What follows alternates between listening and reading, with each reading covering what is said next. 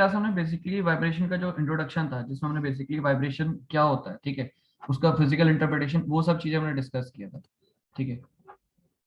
And उसका एक basic overview जो हमने डिस्कशन किया था, वो चीज एक इंपॉर्टेंट है, क्योंकि एक फिजिकल इंटरप्रिटेशन हमें पता होना बहुत ज्यादा जरूरी होता है, ठीक है। मैथमेटिकल फॉर्मुलेशन से पहले आपको एक फिजिकल ओवरव्यू पता होना बहुत जरूरी है, ठीक है। तो बेसिक पार्ट हमने डिस्कस कर लिया था, जैसे क्या क्या कोई अगर वाइब्रेटिंग सिस्टम, तो क्या क्या पॉसिबल उसके एलिमेंट्स हो सकते हैं, क्या पॉसिबल कंपोनेंट्स हो सकते हैं, वो सब चीजें हमने डिस्कस की थी, ठीक है। एंड ठीक है, ये सब डिस्कशन क्या, टाइप्स ऑफ वाइब्रेशन हमने डिस्कस किया था, फ्री वाइब्रेशन, फोर्स्ड वाइब्रेशन, ठीक है।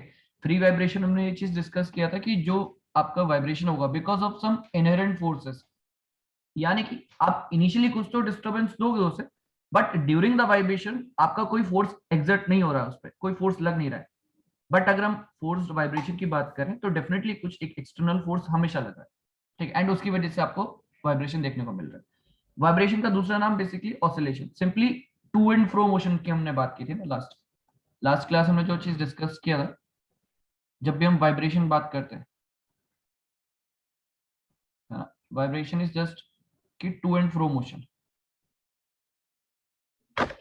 vibration is just to and fro motion.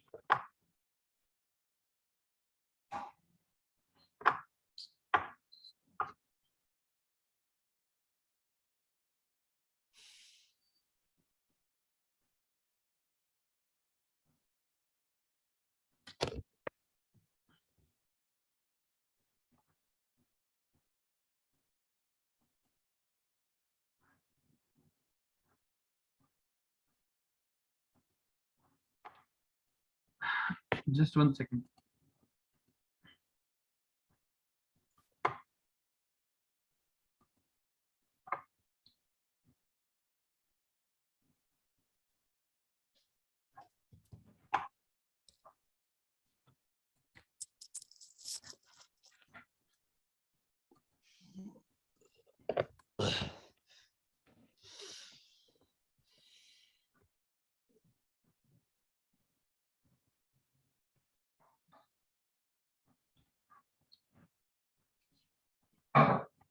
Again.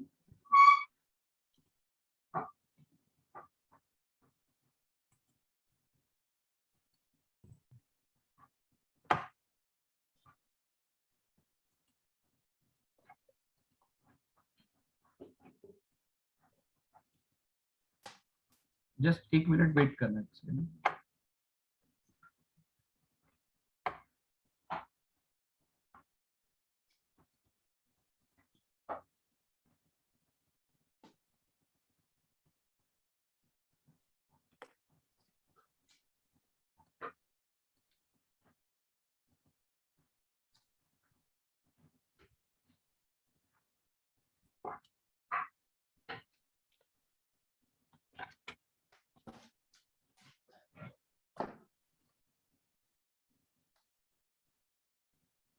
ठीक है, तो हम बात कर रहे थे कि वाइब्रेशन, वाइब्रेशन में हमने बेसिकली क्या बोला, टू एंड फ्रो मोशन, है ना, टू एंड फ्रो मोशन या सिंपली रिपीटेड मोशन, किसके अबाउट, इक्विलिब्रियम पोजीशन के अबाउट, ठीक है। ये चीज हमने डिस्कस की थी लास्ट, इक्विलिब्रियम पोजीशन के अबाउट, ठीक, या फिर आप इसको मीन पोजीशन भी बोल सकते हो,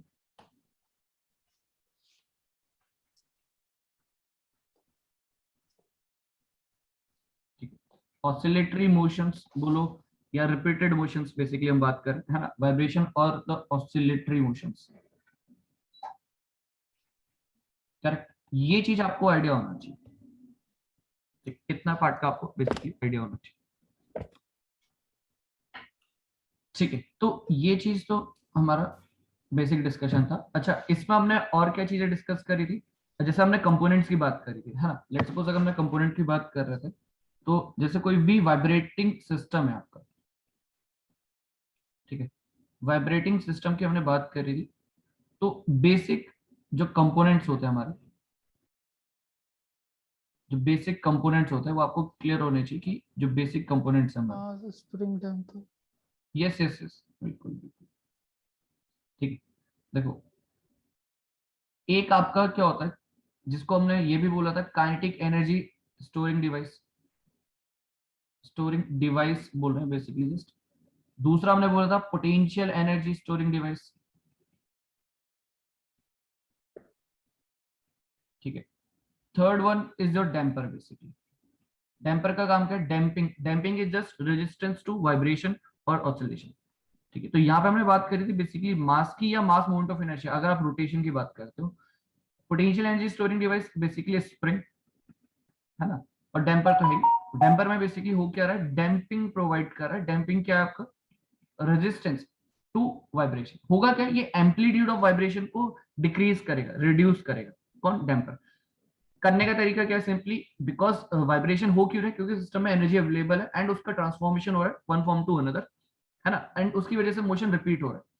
अब अगर मैं सिस्टम में से एनर्जी निकाल दूं बाहर, तो कहीं ना कहीं वो जो वाइब्रेशन है उनका एम्पलीट्यूड ग्रेजुअली डिक्रीज होता चला जाएगा, ठीक है। वही काम आपका बेसिकली डैम्पर करता है। डैम्पर का काम बेसिकली क्या है? कि रिड्यूस करना एम्पलीट्यूड ऑफ वाइब्रेशंस को। करेक्ट, इतनी बात चीजें क्लियर। तो ये बेसिक चीजें हमने डिस्कस की थी, ठीक है।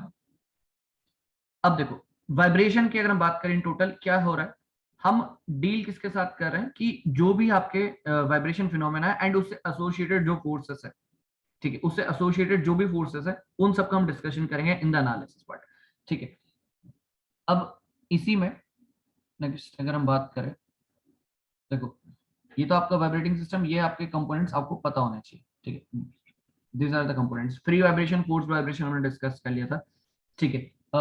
उसके बाद एक और चीज है हमारे पास यहाँ पे जिसको हम बोलते हैं डिग्री ऑफ फ्रीडम, है ना। ये आपको पता ही है, स्टार्टिंग में हमने मैकेनिज्म में ये डिस्कस किया ही था।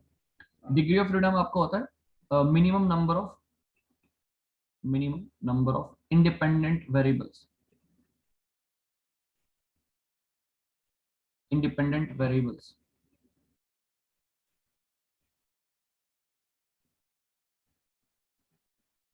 number of independent variables required to define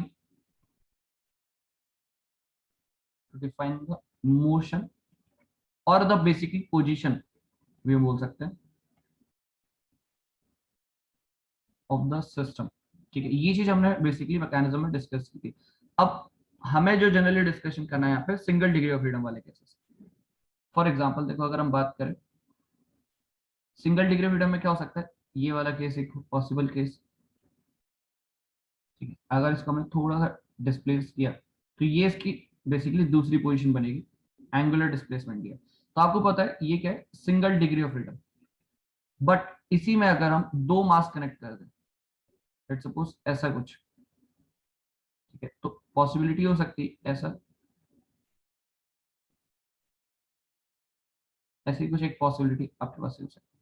तो यहाँ पे कुछ एक अलग एंगल है और यहाँ पे कुछ ये अलग एंगल है, ठीक है। तो ये आपका बेसिकली हो गया M1, ये हो गया M2। तो हम यहाँ पे बात करेंगे, ये हो जाएगा आपका 2 डिग्री ऑफ फ्रीडम सिस्टम, ठीक है। जनरली हमारे गेट के क्वेश्चन आप देखोगे सारे सिंगल डिग्री ऑफ फ्रीडम वाले, सारे के सारे क्वेश्चन आपको सिंगल डिग्री ऑफ फ्रीडम वाले सिस्टम के क्वेश्चन मिलेंगे, ठीक। तो हमारा डिस्कशन भी वही रहने वाला, सिंगल डिग्री ऑफ फ्रीडम वाले, ठीक है। जो भी हम एग्जांपल कंसीडर करेंगे उसमें हम single degree of freedom he cases consider करने वाले, ठीक है। तो एक तो ये चीज था, और जैसे ये वाला चीज, बाकी कंपोनेंट्स आपको पता ही होगा कि मास स्प्रिंग होगा, डैम्पर होगा, ठीक है। अगर आप अनडैम्प्ड वाइब्रेशन की बात करते हो तो डैम्पर नहीं होगा, मतलब डैम्पिंग फिनोमिना नहीं होगा उस पर्टिकुलर केस में, अनडैम्प्ड के केस में। बट अगर आप डैम्प्ड केसेस की बात करते हो, डैम्प्ड वाइब्रेशन, तो वहां पे डैम्पर या बेसिकली डैम्पिंग फिनोमिना आपको देखने को मिलेगा, ठीक है। तो स्टार्टिंग में हम जो डिस्कशन करेंगे सबसे पहले वो होगा आपका single degree of freedom of undamped free vibration, ठीक है। ये चीज का हम डिस्कशन करेंगे।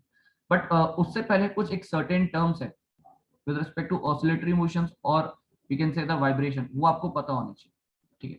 सम इंपॉर्टेंट टर्म्स आपको उनके बारे में एक आइडिया होना चाहिए। हाँ, वैसे ऑलरेडी आप लोगों ने चीज डिस्कस की होगा कभी, इंपॉर्टेंट टर्म्स की अगर हम बात करते हैं, ठीक है। फर्स्ट ऑफ ऑल देखो पीरियोडिक मोशन, मोस्टली केसेस हमारे पीरियोडिक मोशन के ही, ठीक है। पीरियोडिक मोशन वाला केस सबसे पहले, पीरियोडिक मोशन बोलने का मतलब क्या है? यहाँ पे बस डिफरेंस क्या है, यहाँ पे डिफरेंस क्या आ जाता है? मोशन विच रिपीट्स ठीक है, रिपीटेशन ऑब्वियसली बात है, रिपीटेशन होगा which repeats itself after equal interval of time, after equal interval of time. ठीक है, मतलब एक सर्टेन टाइम पीरियड के बाद वो रिपीट करेगा मोशन, एक सर्टेन टाइम पीरियड, एंड वो बेसिकली फिक्स होने वाला है। ठीक है, इसलिए हमने बोला इक्वल इंटरवल ऑफ टाइम के बाद वो रिपीट करा होगा मोशन, पीरियोडिक मोशन। एंड उसके करस्पॉन्डिंग आपके पास कुछ ना कुछ एक टाइम पीरियड होगा, उसके करस्पॉन्डिंग कुछ ना कुछ टाइम पीरियड होगा। ठीक है, ये बेसिकली टाइम पीरियड हो गया, जैसे नेचुरल फ्रीक्वेंसी हो गया। ठीक है, ये सब पैरामीटर्स हमें बेसिकली फाइंड आउट करने होते हैं, जो भी अगर आपके पास क्वेश्चन है उसके केस में आप ये सब चीजें फाइंड आउट करेंगे। ठीक है, तो अगर आप बात करते हैं पीरियोडिक मोशन, तो उसमें आप टाइम पीरियड भी निकालोगे। ठीक है, टाइम पीरियड होगा, फ्रीक्वेंसी होगा, एम्पलीट्यूड होगा, ये सब जो टर्म्स है इनके बारे में एक बेसिक अंडरस्टैंडिंग आपको पता होना चाहिए। ठीक है, तो टाइम पीरियड की बात करें तो इसमें हम बोल सकते हैं टाइम टेकन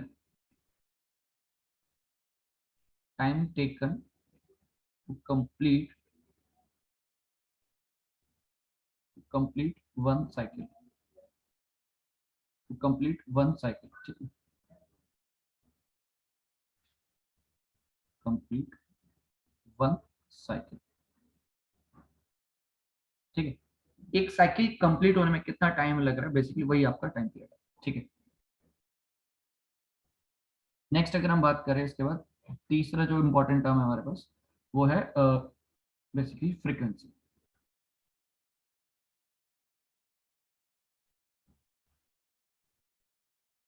ठीक, फ्रीक्वेंसी की हम बात करेंगे नेक्स्ट। देखो फ्रीक्वेंसी क्या है आपके पास, फ्रीक्वेंसी क्या क्या हो सकता है, फ्रीक्वेंसी को कैसे डिफाइन करोगे, व्हाट इज फ्रीक्वेंसी, फ्रीक्वेंसी को कैसे डिफाइन करने वाले,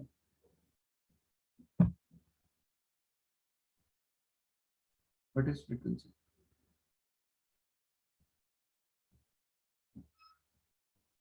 हाँ, yes yes, number of cycles per unit time, per unit time में बेसिकली आपको कितनी नंबर ऑफ साइकिल्स देखने को मिलेगी। ठीक है, ये चीज हम बात करें। यूनिट इसको जनरली हम expressed in terms of hertz, expressed in terms of hertz, in terms of hertz।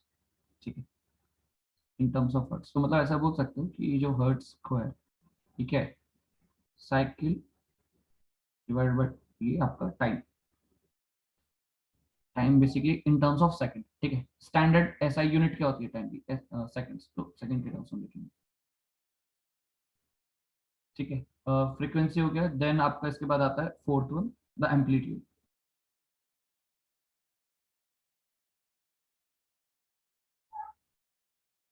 ठीक है, एम्पलीट्यूड की अगर हम बात करें, एम्पलीट्यूड क्या है, it is the maximum displacement, क्योंकि आपका सिस्टम में जो वाइब्रेशंस हो रहे हैं तो क्या हो रहा है, मेन पोजीशन से आपका सिस्टम कहीं और मूव कर रहा है, मोशन कर रहा है ना, मतलब मूवमेंट है उसका कहीं ना कहीं, तो मेन पोजीशन से कितना मैक्सिमम डिस्प्लेसमेंट कर सकता है, that is your amplitude.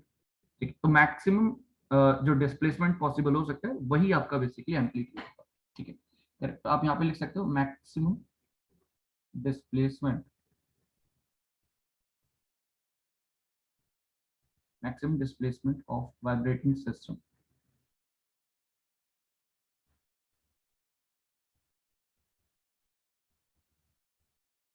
Vibrating system. ठीक है, ये सब टर्म्स हम बेसिकली देखोगे आप न्यूमेरिकल में भी और भी एनालिसिस में भी चीजें डिस्कस करेंगे। ठीक है, तो maximum displacement of vibrating system. अच्छा, हाँ ये भी लिखना जरूरी है, from equilibrium position, from equilibrium position, ये चीज भी इंपॉर्टेंट है, from equilibrium position, correct. And last आपके पास यहाँ पे है वो है द नेचुरल फ्रिक्वेंसी। ठीक है, नेचुरल फ्रिक्वेंसी बोलने का सिंपली पर्पस क्या है, जो भी फ्रिक्वेंसी होगी corresponding to the free vibration. ठीक है, वो आपका आपका हो जाएगा द नेचुरल फ्रिक्वेंसी। ठीक है, कहने का मतलब क्या, फ्रिक्वेंसी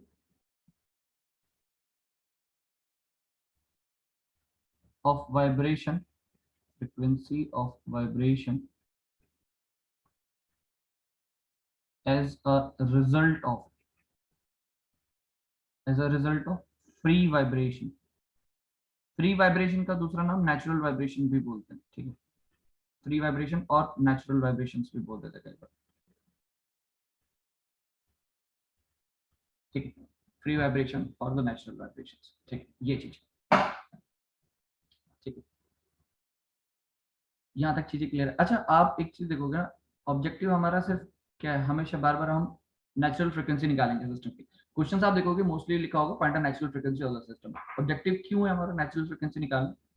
क्योंकि एक चीज आप ये समझने की जरूरत है, आपका सिस्टम पे कभी भी जो भी अनबैलेंसिंग फोर्स लग रहा है, कोई भी फोर्स एग्जर्ट कर रहा है, तो उसकी वजह से उसका एक सर्टेन फ्रीक्वेंसी होगा एंड वो कुछ एक अलग से आपका वाइब्रेशन प्रोड्यूस करता है सिस्टम में, ठीक।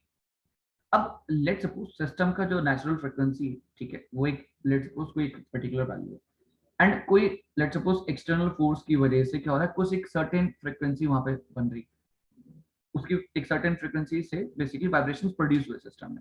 अब अगर जो एक्सटर्नल फोर्स का जो वाइब्रेशन, जो एक्सटर्नल फोर्स की वजह से जो वाइब्रेशंस हुए उसकी फ्रीक्वेंसी अगर नेचुरल फ्रीक्वेंसी के बराबर होती है, तो आपको पता है resonance condition will occur and resonation condition, resonance condition में बेसिकली क्या होने वाला है, the amplitude of vibration will be very much high. देखिए थियोरेटिकली हम बोलते हैं इनफाइनाइट, इनफाइनाइट नहीं होगा बट बहुत ज्यादा मैक्सिमम होगा एंड उसकी वजह से क्या होगा, पॉसिबिलिटी है कि आपका सिस्टम पे फेलियर हो सकता है, ठीक है, ये चीज। तो रेजोनेंस कंडीशन को कैसे आइडेंटिफाई कर सकते हैं हम? बेसिकली हम इस तरीके से आइडेंटिफाई कर सकते हैं कि आपको एक बेसिक अंडरस्टैंडिंग होना चाहिए कि कैसे आप पहले तो एक नेचुरल फ्रीक्वेंसी, आपका जो भी सिस्टम है उसका एक नेचुरल फ्रीक्वेंसी फाइंड आउट कर लो। उसका नेचुरल फ्रीक्वेंसी आपने फाइंड आउट कर लिया, देन कभी भी कोई एक्सटर्नल फोर्स या कोई भी एक्सटर्नल एजेंसी की वजह से वाइब्रेशन सेटअप होते हैं सिस्टम में, तो उसका क्या फ्रीक्वेंसी, अगर वो फ्रीक्वेंसी हमारी नेचुरल फ्रीक्वेंसी के साथ मैच करता है, then resonance condition will occur and वो बहुत ही डेंजरस कंडीशन है, क्योंकि वहां पे आपका वाइब्रेशन होने के चांसेस क्या होंगे, वाइब्रेशन जो होगा उसका amplitude will be maximum, theoretically infinite बोलते हैं but it will B maximum. For example देखो, आपने वाइब्रेशंस ऑब्जर्व किए होंगे जब आप किसी भी ब्रिज से जा रहे हैं, ठीक है, आप किसी ब्रिज से जा रहे हो, आपने वाइब्रेशंस ऑब्जर्व किए होंगे। लेट्स सपोज आप किसी ब्रिज में खड़े हो, ठीक है, एंड आपके बगल से कोई भी कार जा रही है, ट्रक जा रहा है, इवन हैवी हैवी व्हीकल्स आ रहे हैं, तो आपको वाइब्रेशंस फील होते कि नहीं होते, है ना, वाइब्रेशंस फील होते हैं ब्रिज में, ये एक तो कॉमन फिनोमेना, ये आपने ऑब्जर्व भी किया होगा, ठीक है, ठीक है, तो आपने ये कॉमन फिनोमेना ऑब्जर्व किया होगा कि नहीं किया, ये सब, है ना, कॉमन फिनोमेना, ये तो मेरे ख्याल से सभी ने ऑब्जर्व किया होगा। तो ये चीज क्या है, वो जो हैवी व्हीकल उससे पास होते हुए गया ब्रिज से, उसके में उसकी वजह से कुछ वाइब्रेशन सेटअप हुए हैं, किसमें, ब्रिज में। अब उनका कुछ एक सर्टेन फ्रीक्वेंसी होगा, उसका एक सर्टेन फ्रीक्वेंसी होगा, अगर वो फ्रीक्वेंसी कहीं सिस्टम की खुद की नेचुरल फ्रीक्वेंसी के साथ मैच करता है, देन डेफिनेटली वहां पे क्या होगा, फिर रेजोनेंस कंडीशन होगी। तो वो रेजोनेंस कंडीशन को आपको अवॉइड करने के लिए पहले से आपको पता होना चाहिए कि मेरा एक नेचुरल फ्रीक्वेंसी है। अब कोई एक्सटर्नल जो आ रहा है उसका फ्रीक्वेंसी इसके साथ कहीं मैच होता है, तो मेरे को आइडेंटिफाई कर लूंगा कि हाँ, यहाँ पे रेजोनेंस कंडीशन पॉसिबल हो सकती है। तो वो चीज, इसलिए आप देखोगे थ्रू आउट द क्वेश्चन हमारा यही ऑब्जेक्टिव रहेगा कि हम नेचुरल फ्रीक्वेंसी निकालें सिस्टम की, ठीक है। तो वो चीज है, रेजोनेंस कंडीशन को अवॉइड करना ही हमारा प्राइमरी ऑब्जेक्टिव है यहाँ पे, क्योंकि आप सिस्टम्स को डिजाइन कर रहे हैं, सिस्टम्स को डिजाइन कर रहे हैं, तो आप नहीं चाहोगे कभी रेजोनेंस कंडीशन वहां पे आए, रेजोनेंस कंडीशन डेवलप हो बेसिकली। तो इसलिए हम सबसे पहले हमारा फंडामेंटल ऑब्जेक्टिव ही है नेचुरल फ्रीक्वेंसी को फाइंड आउट करना, ठीक है। तो वही हम आगे करेंगे नेक्स्ट केस में, ठीक है। नेक्स्ट अब यहाँ पे हम जो केस कंसीडर करने वाला है, it will be what, single degree of freedom, single single degree of freedom undamped, undamped free vibration, ठीक है, most important, single degree of freedom undamped free vibration,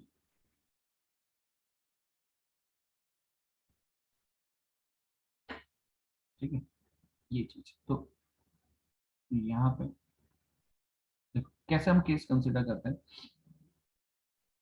अच्छा, पहले तो हम एक सिंपल केस कंसिडर करते हैं, लेट सपोज देखो आपका एक स्प्रिंग कनेक्टेड है, ठीक है, यहाँ पे कुछ इस तरीके से, ठीक, ये आपका स्प्रिंग। एंड इंपॉर्टेंट चीज क्या है, ये जो स्प्रिंग का जो लेंथ है ना यहाँ पे, ये जो कंडीशन है, या फिर लेंथ बोलो, या फिर आप सिंपली ये बोल सकते हो अनडिफॉर्म्ड लेंथ। अभी जो स्प्रिंग है यहाँ पे कोई भी डिफॉर्मेशन नहीं है, तो जो स्प्रिंग का लेंथ होगा इट विल बी अनडिफॉर्म्ड लेंथ, या फिर फ्री लेंथ भी हम बोलते हैं, ठीक, अनडिफॉर्म्ड कंडीशन में है बेसिकली, ठीक, अनडिफॉर्म्ड, ठीक, अनडिफॉर्म्ड। और बेसिकली हम ऐसा भी बोलते हैं, फ्री लेंथ भी बोल देते हैं, क्योंकि अभी तो कुछ इसमें आपका डिस्प्लेसमेंट या डिफॉर्मेशन हुए नहीं है, ठीक है, ये चीज। अब क्या करते हैं, लेट सपोज हम ये अज्यूम कर रहे हैं कि इसमें मैंने कोई एक मास अटैच किया। अब मास कुछ अटैच करेंगे हम इसमें, ठीक है, मास को हमने अटैच कर दिया, तो क्या ये इसी पोजीशन में रहेगा? ऐसा पॉसिबल है? क्या ऐसा पॉसिबल हो सकता है क्या उसी पोजीशन पर है ना? ऑब्वियसली बात है, ऐसा पॉसिबल ही नहीं हो सकता। कुछ ना कुछ तो क्या होगा, डिफॉर्मेशन होने वाला है, कुछ ना कुछ तो डिफॉर्मेशन होगा ही होगा, कुछ ना कुछ तो डिफॉर्मेशन होगा ही होगा।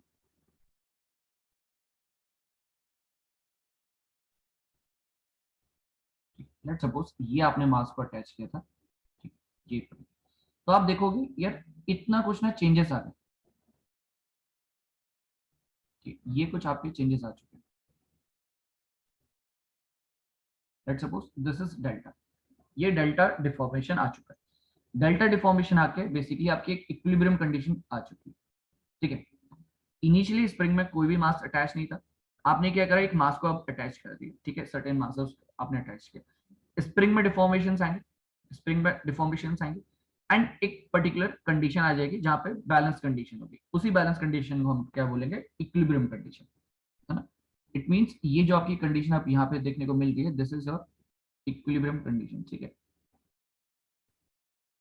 ये चीज। तो मैं ऐसा बोल सकता हूँ कि ये जो आपके पास कंडीशन है, दिस इज योर इक्विलिब्रियम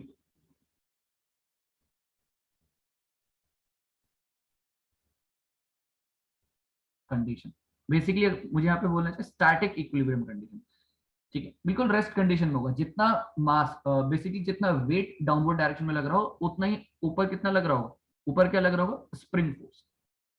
आपको शायद याद होगा, कल हमने ये चीज डिस्कस भी किया था ना, शायद आपको याद होगा कि स्प्रिंग जो है, स्प्रिंग का जिस डायरेक्शन में डिस्प्लेसमेंट होगा, जिस डायरेक्शन में डिस्प्लेसमेंट होगा स्प्रिंग का, उसके अपोजिट डायरेक्शन में क्या लगेगा, उसके अपोजिट डायरेक्शन में क्या लगेगा, स्प्रिंग फोर्स। स्प्रिंग जो है बेसिकली फोर्स जो एग्जर्ट करता है in the opposite direction of the displacement, ठीक है। एक बहुत ही बेसिक सी चीज है ये कि हमने शायद कल डिस्कस भी किया होगा, तो ये चीज आपको आइडिया होना चाहिए, है ना।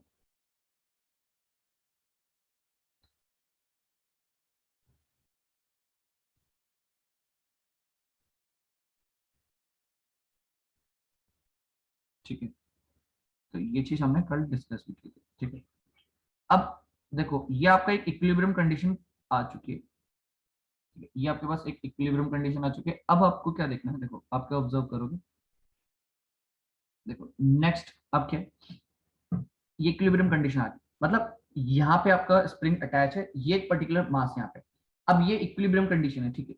अब इस इक्विलिब्रियम कंडीशन से अगर मैं कुछ डिस्टरबेंस इसको प्रोवाइड कराता हूँ, ठीक है, कुछ डिस्टरबेंस हमने इसको दी, अपवर्ड डायरेक्शन में दो चाहे डाउनवर्ड डायरेक्शन में दो, वो आपकी मर्जी, किस भी डायरेक्शन में दो, ठीक है। आपने क्या करा, इस मास को, जो इसकी ये पर्टिकुलर पोजीशन है, यहाँ से आपने इसको डाउनवर्ड डायरेक्शन में क्या डिस्टर्ब किया, डाउनवर्ड डायरेक्शन में डिस्टर्ब किया, ठीक है। अपवर्ड करो डाउनवर्ड करो उससे कोई फर्क नहीं पड़ता, ठीक है, बट आपने इनिशियली डिस्टर्बेंस दिया अपने एंड से, ठीक है। तो क्या हो, देखो आप इसको हम फर्दर इसको आगे और ड्रॉ करते हैं यहाँ पे नेक्स्ट। तो आपने क्या बोला कि हमने इसको इनिशियली, उसके बाद क्या करा और फर्दर डिस्टर्बेंस प्रोवाइड किया, ठीक है, डिस्टर्बेंस प्रोवाइड किया है, ठीक है, डिस्टर्बेंस प्रोवाइड किया, और ये बेसिकली यहाँ पे आ गया। यहाँ पे आगे कहने का मतलब यहाँ पे कोई बीच की कोई भी एक पर्टिकुलर कंडीशन मैंने मानी, ठीक है। ऐसा नहीं बोला कि मैंने फोर्स लगाया, डिस्टर्बेंस प्रोवाइड किया और ये इसका फाइनल पोजीशन, ऐसा नहीं, बीच का कोई भी पोजीशन हो सकता है, ठीक है। लेट सपोज मैं एज्यूम कर लेता हूँ कि मैंने इसको डिस्टर्बेंस कुछ इस तरीके से दिया है कि ये आपका डिस्टर्बेंस, ठीक है, ये आपकी डॉटेड लाइन तो आपको क्लियर है, ये आपकी इक्विलिब्रियम पोजीशन थी, तो यहाँ से हमने एक्स डिस्टर्बेंस दिया, ठीक है, एक्स एक जनरल हमने ऐसा लिख लिया, ये हमने क्या करा, डिस्टर्बेंस दिया, डाउनवर्ड डायरेक्शन हमने डिस्टर्बेंस दिया, ठीक है, तो कोई भी एक जनरल पोजीशन मैंने लिख लिया, ठीक है। तो डॉटेड लाइन आपको क्लियर होगा, this dotted line is our the equilibrium position,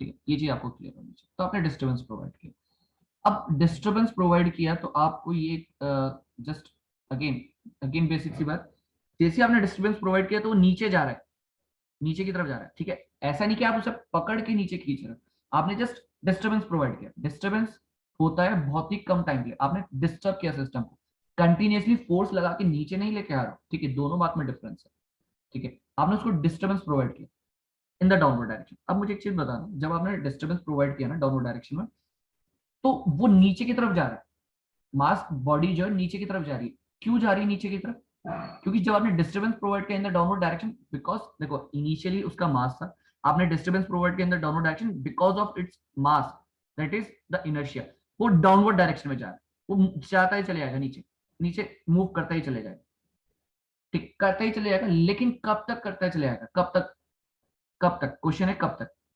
वो बात ठीक है, बिकॉज ऑफ इट्स मास मैंने उसको डिस्टर्बेंस दिया, वो डाउनवर्ड डायरेक्शन में जा रहा है, ठीक है, बट कब तक जाएगा, कौन उसे रोकेगा, ठीक है, ऐसा तो नहीं कि कंटिन्यूसली डाउनवर्ड डायरेक्शन में चलता ही चले जाएगा, ये बात समझ में आ रही, ये सुनो, देखो आपने उसको क्या किया, डिस्टर्बेंस प्रोवाइड किया in the downward direction because of its mass और इनर्शिया, वी कैन से कि वो डाउनवर्ड डायरेक्शन में मूव कर रहा है, ठीक है, विद सम वेलोसिटी और एक्सेलरेशन वो डाउनवर्ड डायरेक्शन मूव कर रहा है बिकॉज ऑफ इट्स मास और we can say the inertia, है ना।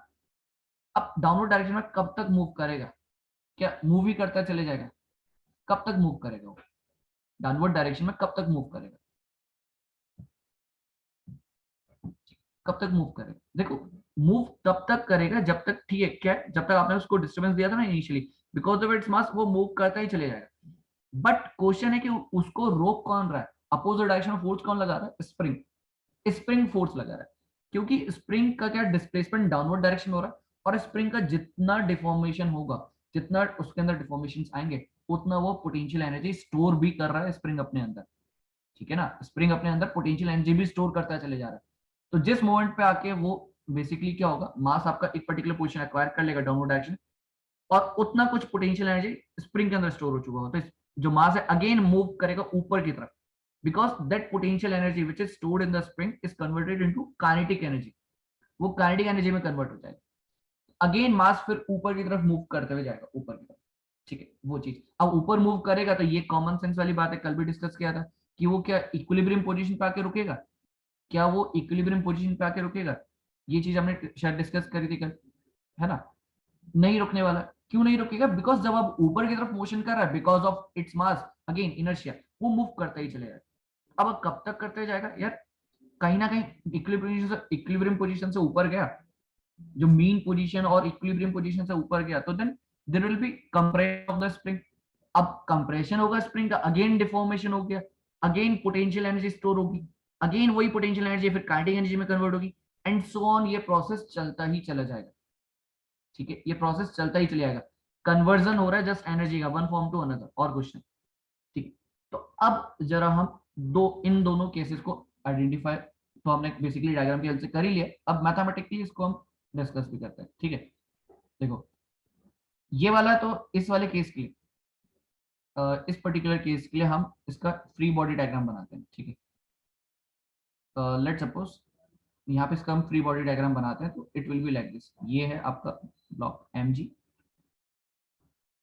और अपवर्ड डायरेक्शन में क्या लगेगा k, लेट सपोज स्प्रिंग का स्टिफनेस k इनटू डिफॉर्मेशन कितना हुआ डेल्टा, करेक्ट, ये वाला जो केस है, लेट सपोज इसको आपने बोला a, इसको बोला b एंड इसको बोला c वाला केस, तीन केस, b वाले केस की मैं बात कर रहा हूँ, तो b वाले केस में तो स्टैटिक इक्विलिब्रियम कंडीशन है ना, तो downward force that is the weight of the mass, ठीक है, is equals to the spring force, so properly balance है, तो मैं यहाँ से क्या लिख सकता हूँ कि mg equals to what, k delta, है ना, mg equals to what, k delta, ठीक है, ये चीज लिख सकते हैं बिकॉज यहाँ पे क्या है, स्टैटिक इक्विलिब्रियम, ठीक है, ये क्या है आपका स्टैटिक इक्विलिब्रियम, यहाँ पे आप लिख भी सकते हो स्टैटिक इक्विलिब्रियम,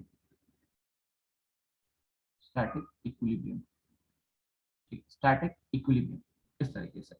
तो mg equals to k delta आपने लिख लिया for the case B, case B के लिए आपने स्टैटिक इक्विलिब्रियम कंडीशन लिखी। ठीक है, अब जरा केस सी की बात करते हैं। केस सी के केस में क्या होने वाला है? केस सी के केस में आप इक्वेशन क्या लिख सकते हो, ये मुझे बताओ। केस सी के लिए आप इक्वेशन क्या लिखोगे? कोई बताएगा केस सी के लिए इक्वेशन क्या लिख सकते हैं, क्या पॉसिबल इक्वेशन लिखी जा सकती है?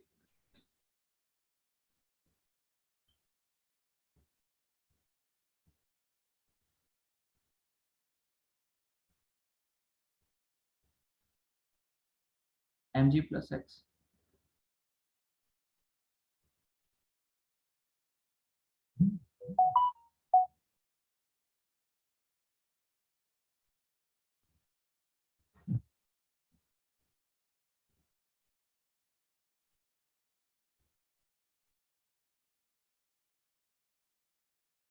देखो एक चीज बात समझो यहाँ पे। सेकंड केस में आपने फोर्सेस बैलेंस कैसे कर दी? सॉरी, थर्ड केस में सी वाले वाला जो केस है बेसिकली थर्ड केस, उसमें आपने फोर्सेस बैलेंस कैसे कर दी? अरे वो तो आपने डिस्टर्बेंस दिया ना, वो तो मोशन में है, वो तो मैंने मोशन में कोई एक पर्टिकुलर पोजीशन मान ली, वहां पे फोर्सेस बैलेंस थोड़ा ना हो सकते कभी। वो तो बेसिकली मोशन में है ना, आपने डिस्टर्बेंस दिया, आपने डिस्टर्बेंस प्रोवाइड किया, वो मोशन में है बेसिकली। ठीक है, तो अच्छा, ये क्या हमारा बेसिकली स्प्रिंग फोर्स। ठीक है, देखो जो हमारा सी वाला केस है उसके लिए हम जरा फ्री बॉडी डायग्राम ड्रॉ करते हैं। देखो फ्री बॉडी डायग्राम, ठीक है, इंपॉर्टेंट है, फ्री बॉडी डायग्राम बनाते हैं। ठीक है, केस नंबर 3 की। तो आपको पता है दिस इज योर मास, ठीक है, mg इज एक्टिंग डाउनवर्ड, ठीक है, ऊपर कितना लग रहा होगा? स्प्रिंग फोर्स कितना लगेगा? स्प्रिंग फोर्स कितना लगेगा फटाफट बताओ, स्प्रिंग फोर्स।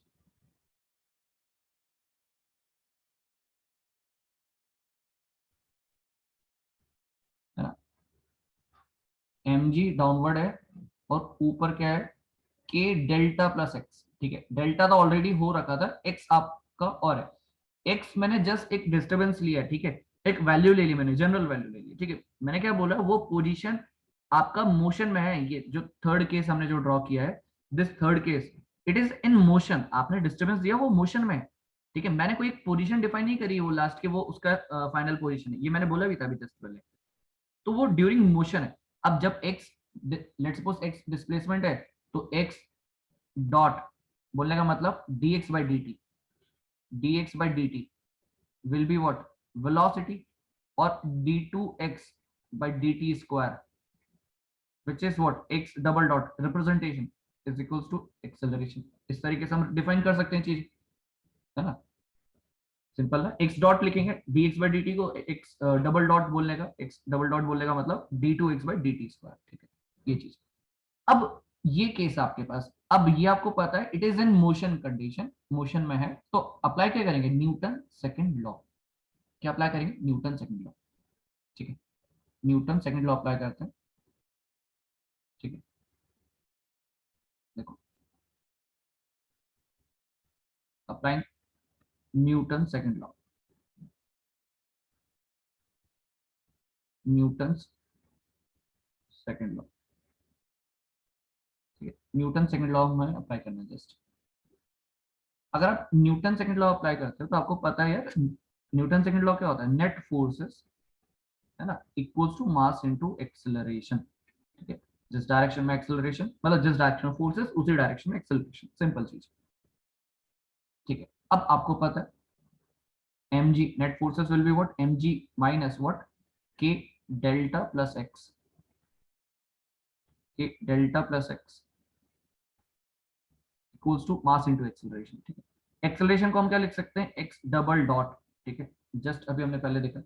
अब इस इक्वेशन को थोड़ा सा अगर आप एक्सपेंड करो, mg minus k delta minus k into x equals to what? m x double dot, ठीक है। अब कॉमन सेंस से आप ये चीज आंसर कर सकते हो ना कि यार ये चीज तो कैंसिल आउट हो रही है, mg और k डेल्टा कैसे कैंसिल आउट कर दिया आपने? देखो कैसे कैंसिल आउट करा, from this, mg equals to k delta हमने रिलेशन लिखा था ना, उससे हम डायरेक्टली इस चीज को कैंसिल आउट कर सकते हैं। समझ में एक बात, अगर आपने कैंसिल आउट किया तो फाइनली इक्वेशन क्या बनेगा आपका, फाइनली इक्वेशन बनेगा mx double dot plus kx equals to what, 0। इसको और सिंपलीफाई करके लिख सकते हैं x double dot plus k by m into x equals to 0। ठीक है, ये चीज। तो अब एक चीज नोटिस करोगे, ठीक है, जस्ट, ठीक है, ठीक है, ये आपका फाइनली एक इक्वेशन बनता है। इसको अगर हम डिफरेंशियल इक्वेशन तो आप लोगों ने पढ़ा होगा बेसिकली मैथमेटिक्स में, तो डिफरेंशियल इक्वेशन आपके पास है, सेकंड ऑर्डर डिफरेंशियल इक्वेशन है ना, ऐसा बोल सकते हैं, second order differential equation, second order differential equation कुछ इस तरीके से है ना, सेकंड ऑर्डर डिफरेंशियल इक्वेशन। तो x double dot k by M, ये आपके पास basically k by M into X, ये आपके पास इक्वेशन मिल गया। ठीक है, अप्लाई क्या करा, न्यूटन सेकंड लॉ। अब कुछ लोग इसी जगह डीएलएम्बर्ट प्रिंसिपल भी अप्लाई करते हैं, उसको भी हम देखेंगे जस्ट अभी। ठीक है, बट एक चीज है, न्यूटन सेकंड लॉ बोलो चाहे डीएलएम्बर्ट प्रिंसिपल बोलो, एक ही चीज है। बेसिकली डीएलएम्बर्ट प्रिंसिपल ने न्यूटन सेकंड लॉ का, आप ऐसे बोल सकते हो सिंपली कि d'Alembert principle is just another interpretation of what, Newton second law. Newton second law का जस्ट दूसरे फॉर्म में उसने इंटरप्रेट किया। ठीक है, उसको अलग तरीके से रिप्रेजेंटेशन दिया, उसको और कुछ नहीं है। न्यूटन सेकंड लॉ, आप न्यूटन सेकंड लॉ अप्लाई करो चाहे डीएलएम्बर्ट प्रिंसिपल अप्लाई करो, किसी भी पर्टिकुलर न्यूमेरिकल में वो एक ही चीज है। बट आपको क्या कन्वीनियंट लगता है वो आपके ऊपर डिपेंड करता है, न्यूटन सेकंड लॉ लगाना या डीएलएम्बर्ट प्रिंसिपल लगाना। अब जनरली डीएलएम्बर्ट प्रिंसिपल लोगों को क्यों इजी लगता है, क्योंकि वहां पे क्या है, वहां पे सिंपली फोर्सेस को ऐड करके जीरो करना है। वहां पे क्या करना है, सिंपली फोर्सेस को ऐड करके जीरो करना है। और जो कि बेसिकली मैकेनिक्स में हम स्टार्टिंग में जो इक्विलिब्रियम चैप्टर था वहां पे इतने न्यूमेरिकल कर चुके हैं, फोर्सेस का समेशन जीरो, तो वो हमारा हैबिट बन जाता है। तो हम डायनेमिक्स में भी ना स्टैटिक्स वाला फंडा लगाते हैं, समेशन ऑफ फोर्सेस जीरो करके, वो चीज। तो इसलिए कुछ लोगों का हैबिट होता है कि हाँ डीएलएम्बर्ट बहुत ईजी है लगाने में as compare to Newton second law, but एक ही बात है, जिसको ईजी लगता है वो अच्छी बात है, ईजी लगना भी चाहिए, बट ऐसा कुछ डिफरेंस है नहीं। आप खुद देखोगे आपको पता लगेगा कि कुछ ऐसा डिफरेंस है ही नहीं। वो बोलने वाली बात है कि डीएलएम्बर्ट प्रिंसिपल, जस्ट अलग अलग नाम ले दिया। ठीक है ना, ये चीज। तो पहले बताओ यहाँ तक तो क्लियर है, अप्लाइंग न्यूटन सेकंड लॉ ये सब चीजें, ये इक्वेशन यहाँ तक क्लियर है। ठीक है, ये इक्वेशन यहाँ तक क्लियर है ना। अब देखो नेक्स्ट, डीएलएम्बर्ट प्रिंसिपल को हम एक बार देख लेते हैं, डीएलएम्बर्ट प्रिंसिपल से हम कैसे सॉल्व कर सकते हैं। बट उससे पहले हम डीएलएम्बर्ट प्रिंसिपल के बारे में कुछ इंपॉर्टेंट चीजें डिस्कस कर लेते हैं। देखो जैसे डीएलएम्बर्ट प्रिंसिपल की हम बात करते हैं, डीएलएम्बर्ट प्रिंसिपल की अगर हम बात करें तो देखो क्या होगा, डीएलएम्बर्ट प्रिंसिपल में,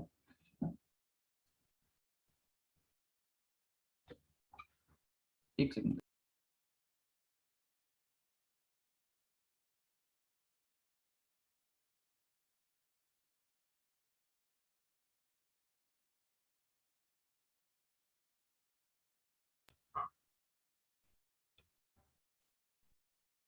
ठीक है,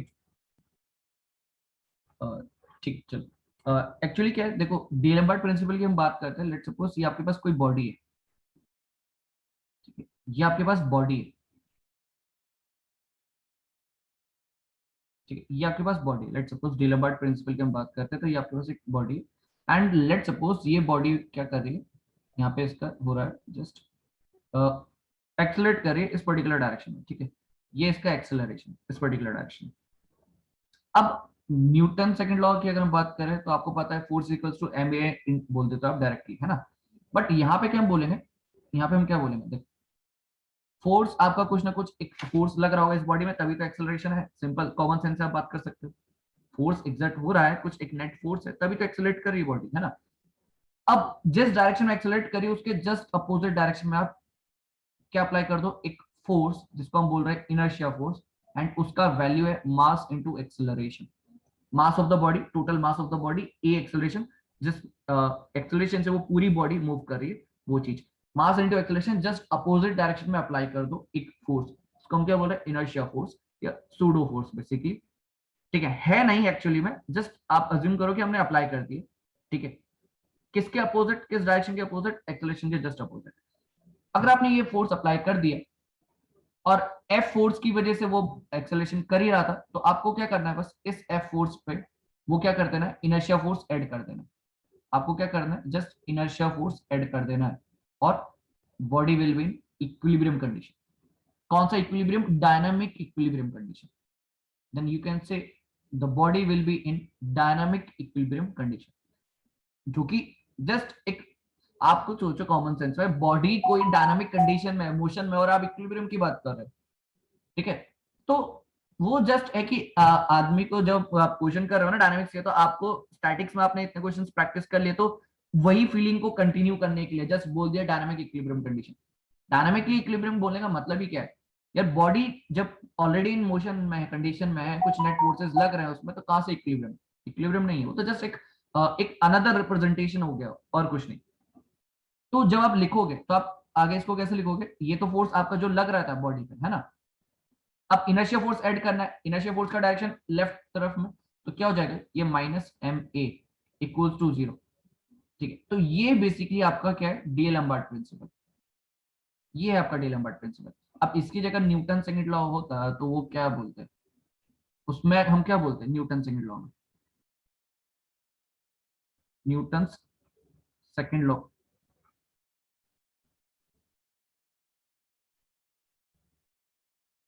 ठीक है। न्यूटन सेकंड लॉ में क्या बोला जाता है, न्यूटन सेकंड लॉ में देखो, न्यूटन सेकंड लॉ में वही सेम, लेट सपोज वही बॉडी हमने अज्यूम कर लिया, अब बॉडी वही ये एक्सेलरेशन से मूव कर रहा था, आप सिंपल बोलते, इतना कहानी बोलने की जरूरत ही नहीं है, सिंपल आप ये बोल देते कि यार जो भी फोर्स लग रहा है, ठीक है, उसी डायरेक्शन में मास इनटू एक्सेलरेशन, सिंपल ये formula.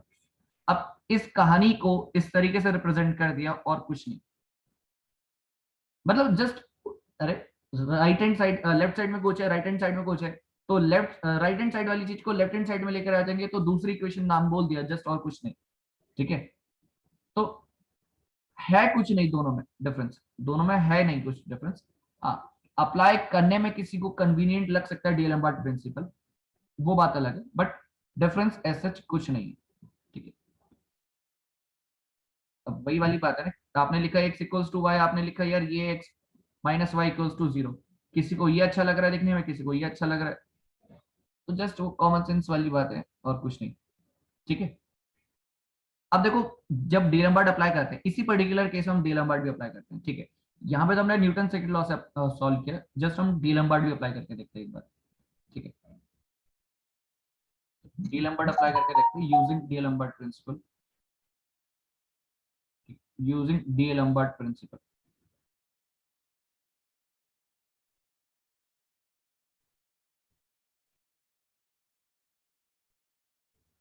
Using D'Alembert principal,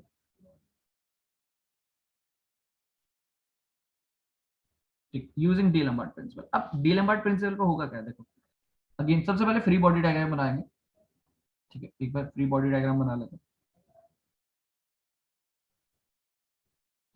free body diagram, ठीक, फ्री बॉडी डायग्राम में आपको पता है एम जी डाउनवर्ड लग रहा है, स्प्रिंग फोर्स जो है आपका, स्प्रिंग फोर्स क्या है आपके पास, के इंटू डेल्टा प्लस एक्स, ये आपके पास स्प्रिंग फोर्स है। अच्छा, जब आपने डी लैम्बर्ट बोला ना, तो डी लैम्बर्ट बोलने में आपको क्या करना है, you have to apply the inertia forces, pseudo forces, कब और किस तरीके से लगाना है, कैसे लगाना है, जस्ट एक्सेलरेशन के अपोजिट डायरेक्शन में।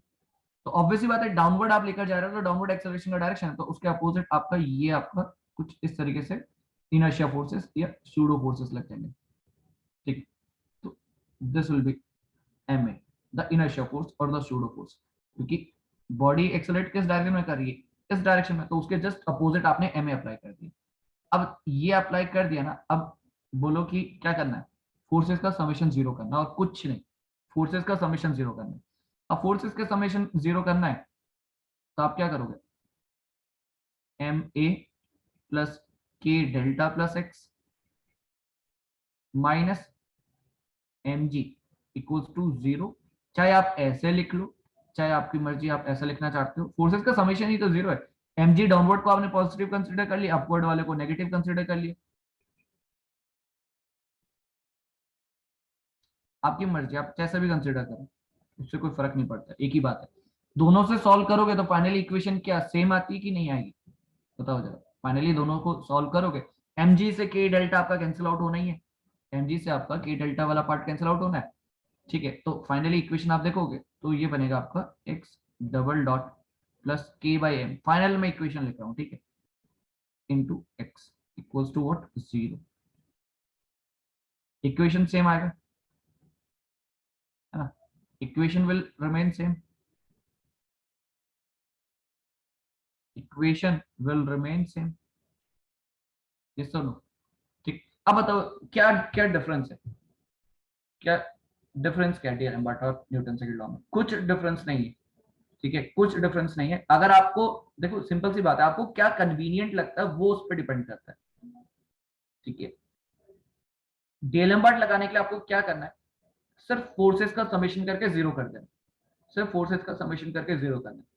अब जब फोर्सेस का समेशन जीरो करना है तो उसमें आपको एक और फोर्स ऐड करना है, कौन सा, the pseudo force, the inertia force, ठीक है। वो कैसे लगाओगे, जिस भी डायरेक्शन में बॉडी एक्सेलरेट कर रही है, जिस भी डायरेक्शन में, उस डायरेक्शन के जस्ट अपोजिट आप लगाने वाले हो इनर्शिया फोर्स और द सूडो फोर्स, बस। फिर जो भी फोर्सेस है सिस्टम में लग रहे सबको ऐड करके जीरो कर दो, सिंपल, ठीक है। पहले बताओ यहां तक चीजें क्लियर है, यहां तक चीजें सबको क्लियर है ना, ठीक,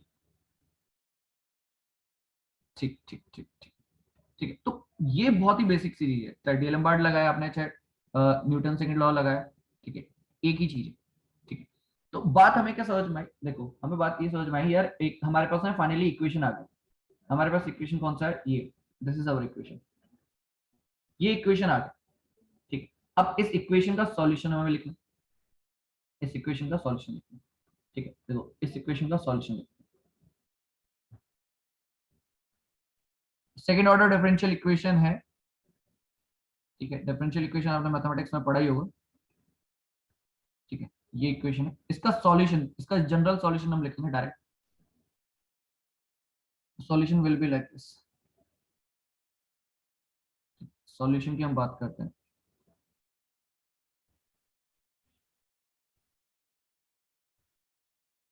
ठीक है। x equals to what, capital X sine omega n t plus 5, ठीक है। कुछ बुक में cos omega n t minus 5 भी मिल सकता है, ठीक है, वो भी सही है, ठीक है। जस्ट हम यहाँ पे क्या लिख रहे हैं, इसका वैल्यूज, हाँ, ठीक है।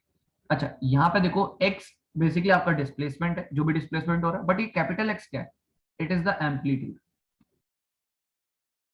This is amplitude, omega N is what, your natural frequency,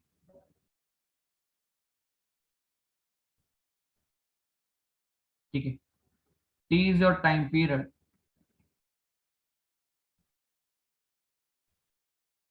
ठीक है, and this five is your phase angle, और फेज कांस्टेंट भी बोलते हैं हम कई बार, ठीक है, और फेज कांस्टेंट, फेज कांस्टेंट, ठीक है। तो ये बेसिक टर्म्स आपको क्लियर होनी चाहिए, capital x is your the amplitude, ठीक है, capital x is your amplitude, ठीक है। Omega N is your natural frequency, t time period, five is your phase angle और द फेज कांस्टेंट, ठीक है। ये एक स्टैंडर्ड सॉल्यूशन, ये आपको याद होना चाहिए, ठीक है। इसके बेसिस पे ही हम फर्दर आगे चीजें निकालेंगे, वेलोसिटी एंड एक्सेलरेशन वाला पार्ट। पहले बताओ यहां तक चीजें क्लियर है ना। अब देखो होगा क्या, इसके बाद हमें जो चीजें चेक करनी है वो क्या है, देखो what is omega N, omega N is your under root K by M, ठीक, under root K by M, and its unit is radian per second, this is your natural frequency, this is your natural frequency. अब यहीं पर ही कुछ important points हम लिख लेते हैं, जैसे कि यहाँ पे आप जो k का वैल्यू रखोगे, यहाँ पे आप जो k का वैल्यू रखने वाले हो, k किसमें होगा, k का यूनिट है न्यूटन पर मीटर, मास का यूनिट क्या है, केजी, बस ये यूनिट ध्यान रखना। क्वेश्चन में हमेशा आपको किलो न्यूटन गिवन होगा, आपने अगर जैसे लेट सपोज 10 किलो न्यूटन दिया और आपने 10 ही रख दिया वहां पे, तो आंसर डेफिनेटली गलत। Newton per metre is the unit आपको जो यूज करनी है इस पर्टिकुलर फॉर्मूले में, mass will be in KG, ठीक है। ये चीज याद रखना, हमेशा क्वेश्चन में किलो न्यूटन गिवन होगा, 10 किलो न्यूटन दिया है तो आप क्या रखोगे, 10 इंटू 10⁻³ करके। याद रखना newton per metre is the unit which we have to put in this particular formula. ये चीज आपको बेसिक पार्ट याद होना चाहिए, ठीक है। एक तो ओमेगा एन हो गया, ठीक है। नेक्स्ट और क्या हमारे पास यहाँ पे इंपॉर्टेंट टर्म्स निकल के आएंगे, the time period. Time period कैसे निकाल सकते हो, टाइम पीरियड निकालने का तरीका क्या है, time period 2 pi by omega n, 2 pi by omega n, ठीक है, 2 pi by omega n. And इसको आप लिख सकते हो, ठीक है, एक टाइम पीरियड हो गया। तीसरी चीज frequency, frequency is just inverse of time period, and इसको आप ऐसे लिख सकते हो, इसको आप ऐसे लिखोगे ओमेगा एन/2 पाई, ठीक है। और इसको अगर हम और आगे फर्दर एक्सपेंड करें तो 1/2 पाई ये चीज, और रूट के बाय एम लिख लिया हमने ओमेगा एन की जगह। और इसमें एक इंपॉर्टेंट चीज ये नोट करनी है कि इट इज इन हर्ट्स, ठीक है। तो क्वेश्चन आएगा कई बार, क्वेश्चन आपके पास जैसे लेट सपोज आ गया कि find the natural frequency, either वो पूछ सकते हैं रेडियन पर सेकंड के टर्म्स में और इन टर्म्स ऑफ हर्ट्ज। अगर आपसे रेडियन पर सेकंड पूछा है तो आप दिस वन इसको यूज करोगे, अगर हर्ट्ज में पूछा है तो आप इस तरीके से ये वाला चीज यूज करोगे, ठीक है। Both are the frequency but different units, but having a different units. ये चीज आपको याद रखनी है, ठीक है। ये बेसिक पार्ट आपको याद रखना है कि यूनिट्स विल बी डिफरेंट। अगर रेडियन पर सेकंड में पूछा है तो अंडर के बाय एम ओमेगा, आपसे अगर इन टर्म्स ऑफ हर्ट्ज पूछा है एफ, ठीक है, which is what the omega n by 2 pi. ये तीन टर्म्स हैं जो जनरली क्वेश्चंस में यूजुअली पूछा जाता है, ठीक है। ये टर्म्स जो है आपको देखने को मिलेंगे क्वेश्चन, तो हमेशा जनरली आपको क्वेश्चन में देखने को मिलेगा ये चीज। अभी हम क्वेश्चंस करेंगे प्रीवियसली जो गेट में आए हुए क्वेश्चन है, ठीक है, मतलब स्टैंडर्ड क्वेश्चन है वो, उसको आपने एक बार प्रैक्टिस कर लिया तो ऑलमोस्ट उससे रिलेटेड आप और जितने भी क्वेश्चन हो वो आप कर लोगे इजीली, ठीक है। अच्छा यार, ये जो साइन आया ना, साइन का मैं आपको थोड़ा इसके बारे में डिटेल एक चीज डिस्कस करते हैं यहाँ पे। देखो कंसेप्ट क्या है, ये हमारे पास ये ऐसा कुछ सिस्टम था ना, इस साइन फंक्शन कॉस फंक्शन लिखने का पर्पस क्या था,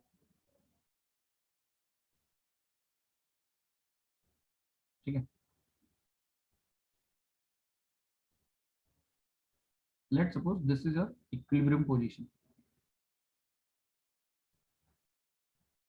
इक्विलिब्रियम पोजीशन, ठीक है, और बेसिकली द मीन पोजीशन,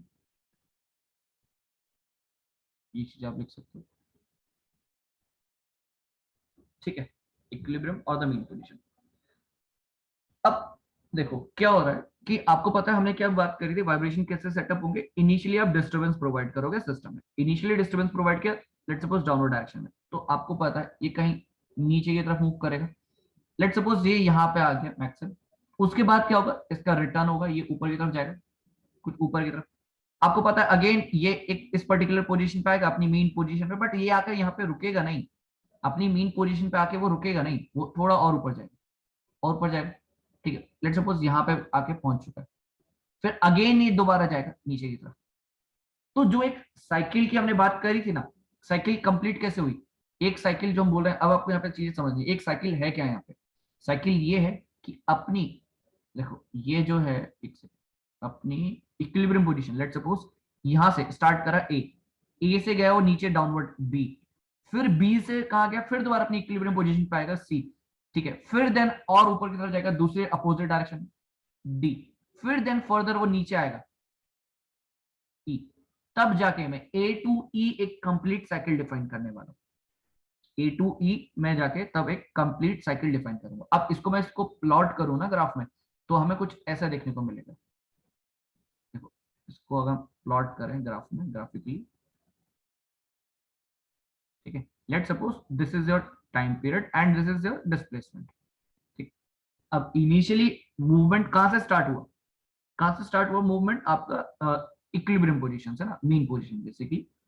तो उसके लिए हमने बनाते हैं इसको ऐसा, ठीक, यहां से स्टार्ट हुआ, तो आप देखोगे ये मूव करता गया तो एक पोजीशन पे पहुंच गया, ठीक है, जिसकी मैं बात कर रहा था ये बी वाला पार्ट, ठीक है, वो यहाँ पे पहुंच चुका है। अब ये अगेन दोबारा डाउनवर्ड जाएगा, ठीक है, आपको पता है ये दोबारा डाउनवर्ड जाएगा, डाउनवर्ड जाएगा। अब ये आ गया अगेन इक्विलिब्रियम पोजीशन, कौन सा सी वाला पार्ट, ठीक है, फिर देन अगेन ये नीचे की तरफ और मूव करेगा, ठीक है, फिर एक मैक्सिमम पोजीशन पे आएगा दूसरी साइड पे, जो कि कौन सा डी वाला पार्ट।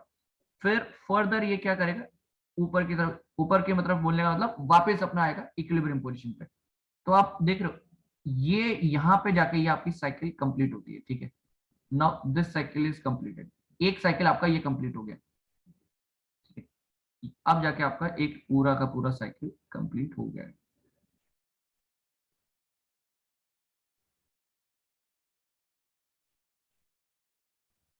ठीक, ये जाके आपका एक साइकिल कंप्लीट हो।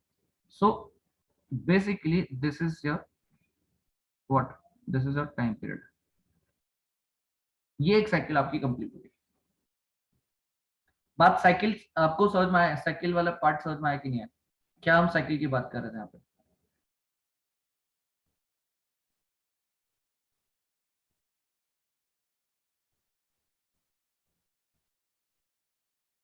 करेक्ट, ठीक है।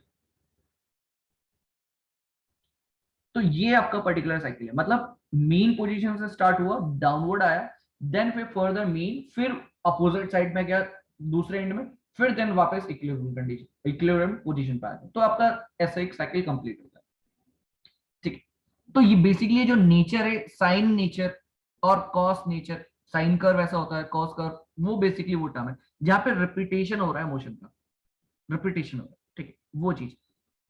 अब एक चीज आपको ये भी समझनी है, ये चीज ये भी समझनी है कि क्या, अगर आपको ये चीज समझनी है, लेट सपोज कि अगर आपका ना ये जो साइकिल वाला जो पार्ट है, अगर ये ऐसे बहुत ऐसे है, इसका मतलब क्या है? एक सेकंड, इसको मैं थोड़ा प्रॉपर बना दूं। अगर आपकी साइकिल कोई ऐसी है,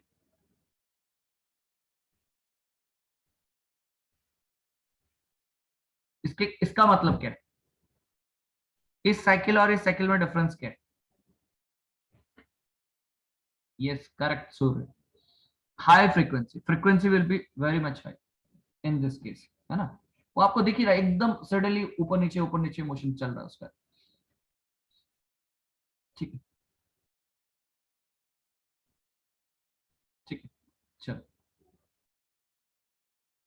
नेक्स्ट, अच्छा एक चीज, लेट सपोज अगर आपके पास ना, जैसे फॉर एग्जांपल, ये तो चीज आपको क्लियर है, ठीक है। लेट सपोज अगर आपके पास एग्जांपल ऐसे दे रखा है, क्या है, लेट सपोज ऐसे दे रखा है 5x double dot plus 3x equals to 0, and बोल रखा है बेसिकली ये आपका एक वाइब्रेटिंग सिस्टम का इक्वेशन है। तो यहां से अगर आपको ओमेगा एन लिखना है तो आप कैसे लिखोगे? It will be what,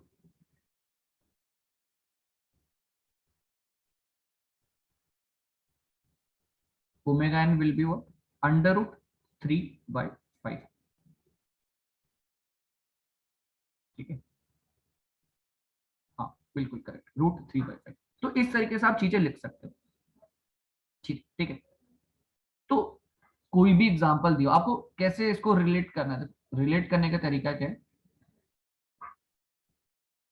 simple, generally equation ऐसा होता है ना, m x double dot plus k by k x equals to 0, तो हम इसको रिप्रेजेंट ऐसे किया था, x double dot k by m, फिर एक्स इक्वल्स टू 0।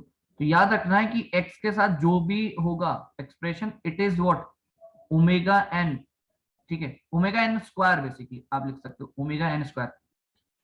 तो finally omega n will be what, under root of k by m, under root of k by M, ठीक है, ये चीज,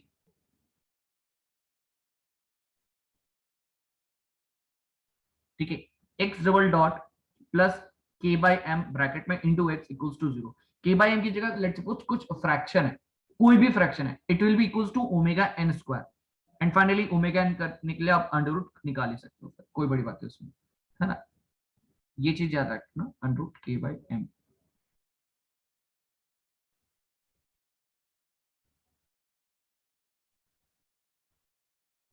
ठीक है। ये चीज भी इंपॉर्टेंट है, कई बार क्या होता है ना, एक्स के साथ जो भी एक्सप्रेशन होता है वो आपको पता होना चाहिए, बेसिकली वो क्या है, ओमेगा एन का स्क्वायर, ठीक है। एंड वहां से आप उसका अंडर रूट करके देन फाइनली वो चीज निकाल सकते हो, ओमेगा एन का वैल्यू, ठीक। देखो नेक्स्ट हमारे पास, देखो यहाँ पे हम नेक्स्ट हम सॉल्यूशन को डिस्कस करते हैं आगे कि x हमारे पास सॉल्यूशन था, कैपिटल x हमारे पास एम्पलीट्यूड है sine omega n t plus five, that is the phase angle और द फेज कांस्टेंट। इस तरीके से रिप्रेजेंट किया। क्या मैं वेलोसिटी लिख सकता हूँ यहाँ पे? वेलोसिटी क्या हो जाएगा? Velocity will be dx by dt, और सिंपली वी कैन से कि x dot, simply we can say x dot. Correct. अब अगर आप इसको डिफरेंशिएट करते हो तो देखो क्या होगा, ओमेगा एन वाला जो टर्म है, ये ओमेगा एन वाला टर्म,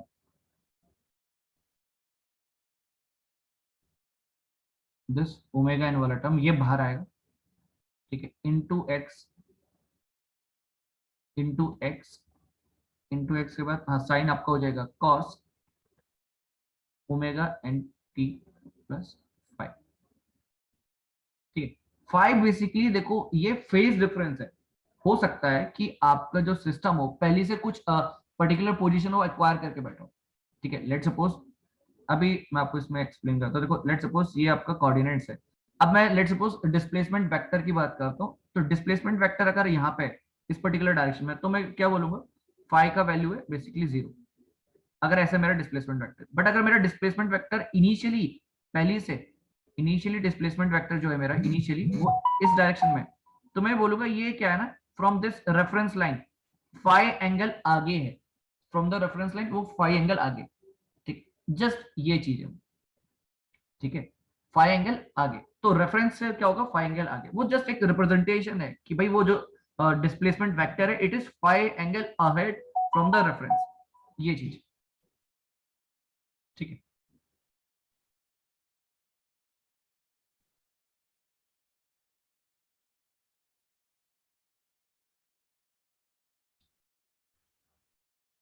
ठीक है, ये चीज। अब देखो इसमें क्या करता हूँ, ठीक है, तो ये तो वेलोसिटी हो गया, करेक्ट, ये आपका वेलोसिटी हो गया।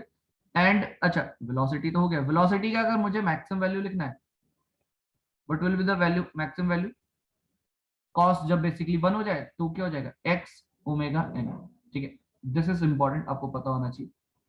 एंड सिमिलर वे में अगर मुझे एक्सेलरेशन लिखना है, it will be what, d two x by d t square, मतलब x double dot, correct, x double dot, cos का डिफरेंशिएशन करते हैं, इट विल बी नेगेटिव ना, तो ये हो जाएगा माइनस साइन आएगा। अच्छा ओमेगा एन फिर दोबारा बाहर आएगा, तो ये हो जाएगा एक्स ओमेगा एन का स्क्वायर, और कॉस की जगह हो जाएगा sine omega n t plus five. ठीक है, करेक्ट, ये चीज। अब अगेन मैं यहाँ पे बात करता हूँ मैक्सिमम एक्सेलरेशन की, वो क्या पॉसिबल हो सकता है?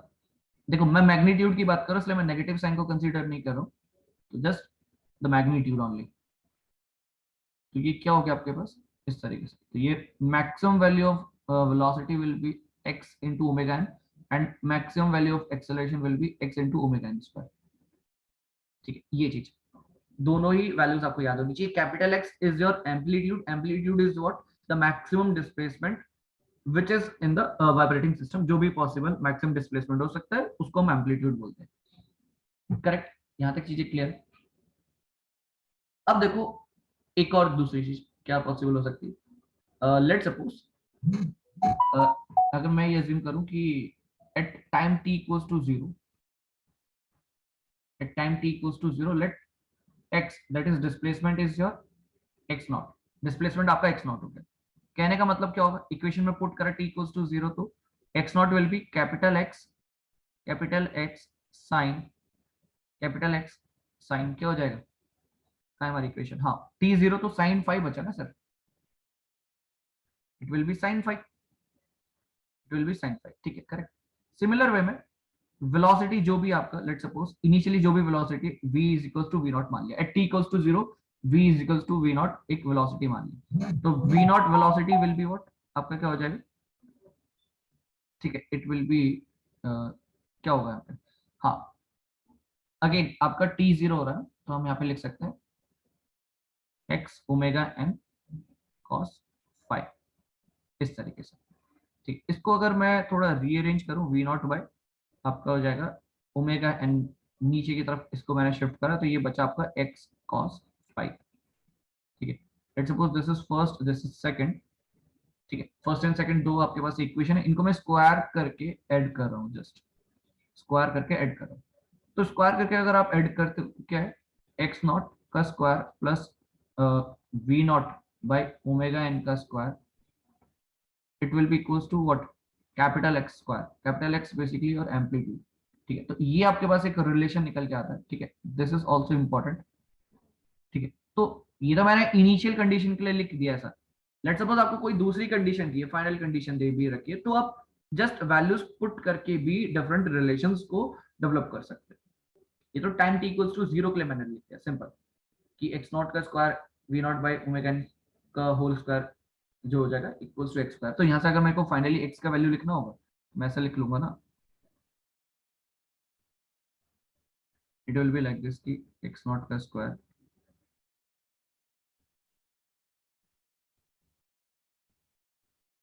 We naught by omega n square. ठीक है, बताओ यहाँ तक चीजें क्लियर?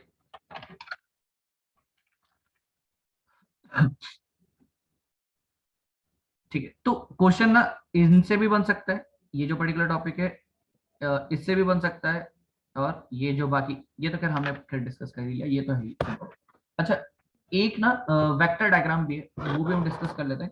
ऑब्जेक्टिव क्वेश्चंस में कई बार पूछ लेते हैं वो चीजें, कैसे, देखो इसको तो चाहो आप ऐसे नोट करके भी लिख लेना कि सॉल्यूशन आपको पता है x equals to capital x sine omega n t plus five. ठीक है, इस तरीके से वेलोसिटी हमने कैसे लिखा था, वेलोसिटी आपका था x omega n cos omega n t plus five, ये चीज। इसको वेलोसिटी को जरा हम थोड़ा अलग तरीके से ऐसा लिख सकते हैं, एक्स ओमेगा एन कॉस को इन टर्म्स ऑफ साइन लिखना है तो मैं क्या लिखूंगा, साइन 90 प्लस थीटा ऐसा करके लिख सकते हैं ना, omega n t plus five, basically इसको मैंने थीटा ज्यूम कर लिया sir, 90 plus theta, sine 90 plus theta basically what, cos theta ना। तो यहां से आपको क्या पता चल रहा है? ठीक है, और एक और चीज एक्सेलरेशन के लिए भी अगेन, एक्सेलरेशन आपने क्या लिखा था, माइनस एक्स ओमेगा एन का स्क्वायर, ठीक है, sine omega n t plus five, ये चीज लिखा था। इसको हम क्या लिख रहे हैं देखो, ठीक है, इसको हम क्या लिख सकते हैं, कहाँ जाओ, हाँ यही था ना, minus x omega n square sine, ठीक है। हाँ, इसको हम क्या लिख सकते हैं देखो, एक्स ओमेगा एन का square sine 180 plus omega n t plus five, ऐसा लिखा जा सकता है। अब आपको जस्ट एनालिस एक चीज चेक करना है कि भाई ये जो एक्स डिस्प्लेसमेंट वेक्टर है, velocity vector and acceleration vector, इनके बीच में एंगुलर चेंज कितना है, ये मेरे पास है डिस्प्लेसमेंट वेक्टर है। ठीक है, basically this is your displacement vector है ना, ये चीज आपका डिस्प्लेसमेंट हो गया। ठीक है, this is your velocity vector. ठीक है, this is your acceleration vector. ठीक है, डिस्प्लेसमेंट, वेलोसिटी, एक्सेलरेशन। तो मैं बोल सकता हूँ कि velocity vector is 90 degree ahead from the displacement, and similar way में बोल सकता हूँ कि acceleration vector is 90 degree ahead from the velocity vector.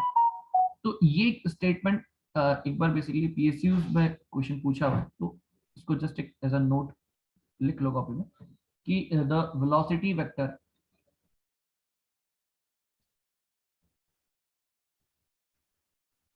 velocity vector leads the displacement vector,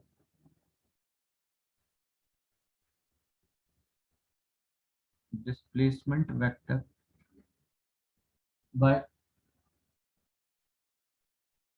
90 degree, और बेसिकली पाई बाई टू करके भी लिख सकते हैं।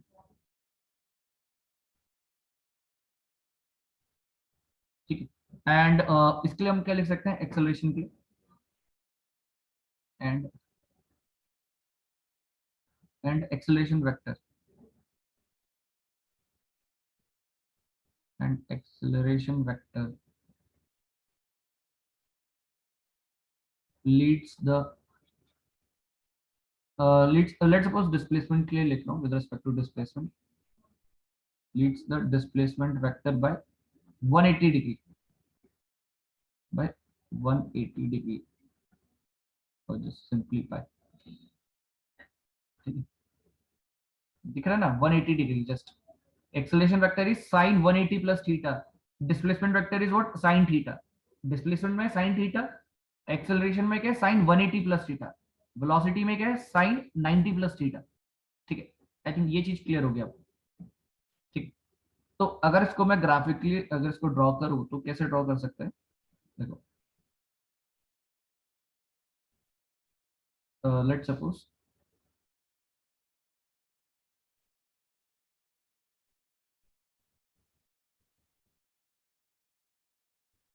जस्ट एक रेफरेंस लाइन ड्रॉ कर रहे हैं पहले,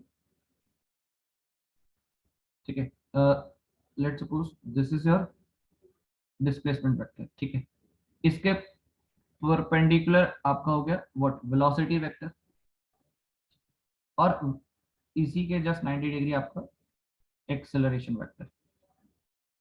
अच्छा, जो फाइव बोला था बेसिकली रेफरेंस से मैंने जस्ट फाइव किया, ठीक, जरूरी नहीं है फाइव हमेशा हो गिवन, वो कंडीशन पर डिपेंड करता है, फाइव जीरो भी हो सकता है, फाइव तो एक जनरल केस ले रहे हैं इसलिए हमने फाइव ऐड कर रखा है इस जगह, नहीं होगा तो फाइव का वैल्यू जीरो लेंगे जनरली, ठीक है। अगर कुछ गिवन नहीं होगा तो फाइव का वैल्यू आप जीरो ही लोगे, तो दिस इज व्हाट 90 डिग्री है ना, and ये भी क्या आपका 90 डिग्री है, ठीक, ये चीज, ठीक है। तो ये पॉइंट को आपको अच्छे से याद रखना है क्योंकि ये ऑब्जेक्टिव में पूछा हुआ भी है, ठीक है। चलो एक क्वेश्चन लिखते हैं, बहुत ही सिंपल है, गेट में पूछा था, ठीक है। क्वेश्चन है कि अ पॉइंट मास, मतलब अब देखो क्या सिंपल सिंपल क्वेश्चन पूछा रहता है, a point mass is executing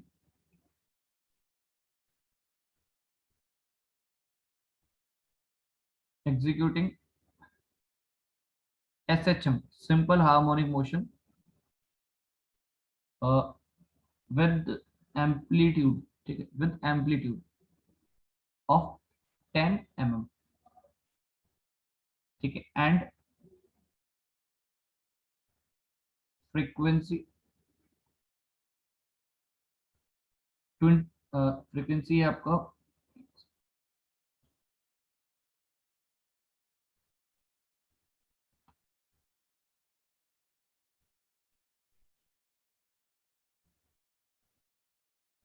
frequency 4 hertz, frequency आपका 4 हर्ट्ज, ठीक है। Find maximum acceleration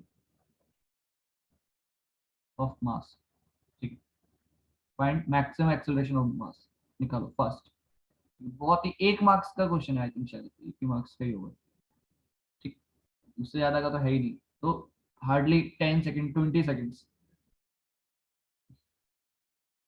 10-20 seconds more than enough है।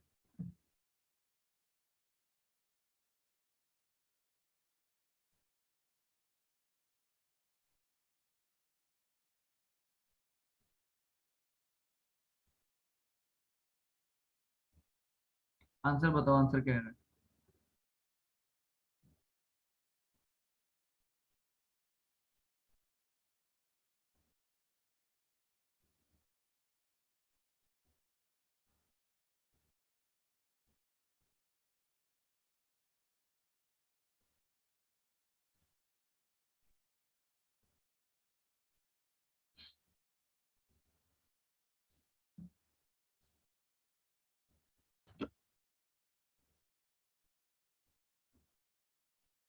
6.32, यस, करेक्ट करेक्ट,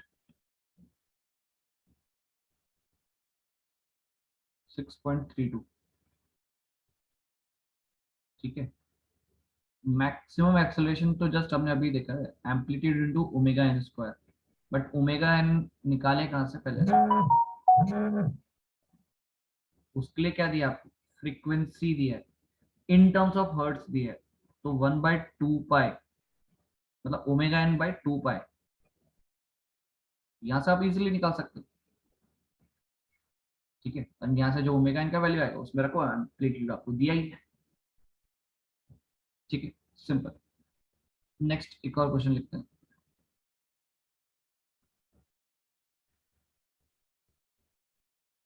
ठीक है, the is DOF single degree of freedom system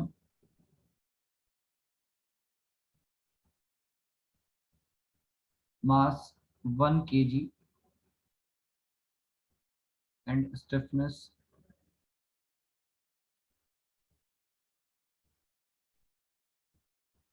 10 kilonewton per meter।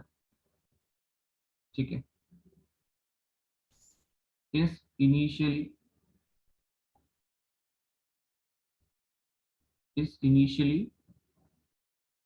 at rest, initially at rest, is subjected to an impulse, subjected to an impulse force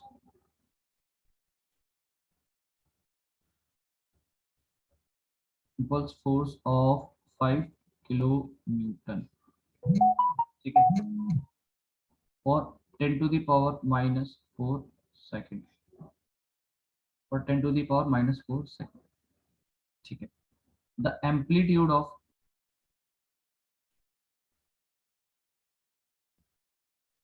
the amplitude the amplitude in mm of the resulting force, resulting force resulting force vibration is resulting force नहीं, free, resulting free vibration, क्योंकि वो तो force लगा आपका, just उसने initially disturbance दिया। Resulting free vibration, not the force, force तो खैर अभी हम आगे डिस्कस करेंगे। ठीक है, सॉल्व करो। ठीक है, हो सकता है आपको कुछ एक दो कंसेप्ट इसमें रिलेट करने पड़े, एंड कहीं ना कहीं आपने वो चीजें डिस्कस करी होंगी कहीं ना कहीं। Single degree of freedom system, mass 1 kg, stiffness दिया, ठीक है, इनिशियली रेस्ट भी बोला है, subjected to an impulse force 5 kilonewton, impulse से फोर्स लग रहा है, टाइम पीरियड भी दिया है, एम्पलीट्यूड इन एमएम निकालना है for the resulting free vibration.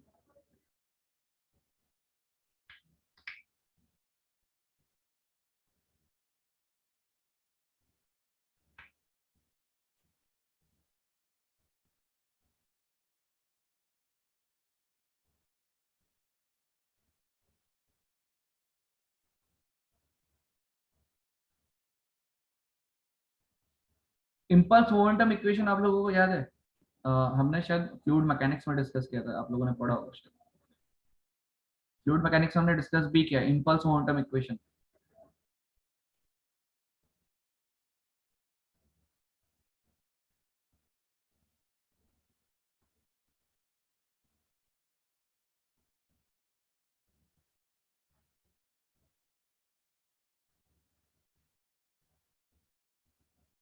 Change in momentum m v minus m u, f into t will be what, the change in momentum. इस पर्टिकुलर इक्वेशन से आपका कुछ एक अननोन एक पैरामीटर निकल के आएगा, उस पैरामीटर की हेल्प से आप फिर फर्दर एम्पलीट्यूड निकाल सकते हो, जो कि क्वेश्चन में पूछा हुआ है।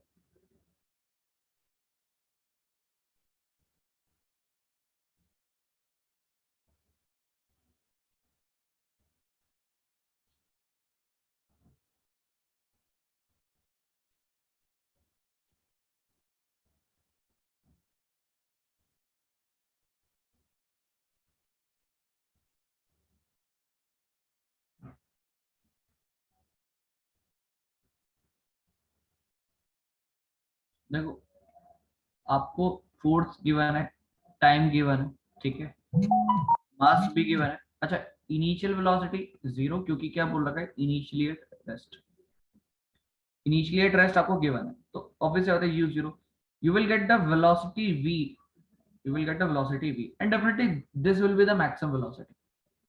है ना, एक इंपल्सिव फोर्स लगा, उसकी वजह से एक फाइनल वैल्यू पे पहुंचा, वो उसका एक मैक्सिमम वैल्यू होगा। अब v मैक्सिमम वैल्यू है तो आपको पता होना चाहिए v that maximum value is equal to what, x into omega n। अब अगेन फिर ओमेगा n कैसे निकाले, ओमेगा n के लिए k और m दिया है ना आपको, ओमेगा n के लिए आपको k एंड m दिया है, तो under root k by m करके आप सॉल्व कर सकते हो। कितना आंसर आएगा बताओ, फाइनली आंसर कितना आने वाला है?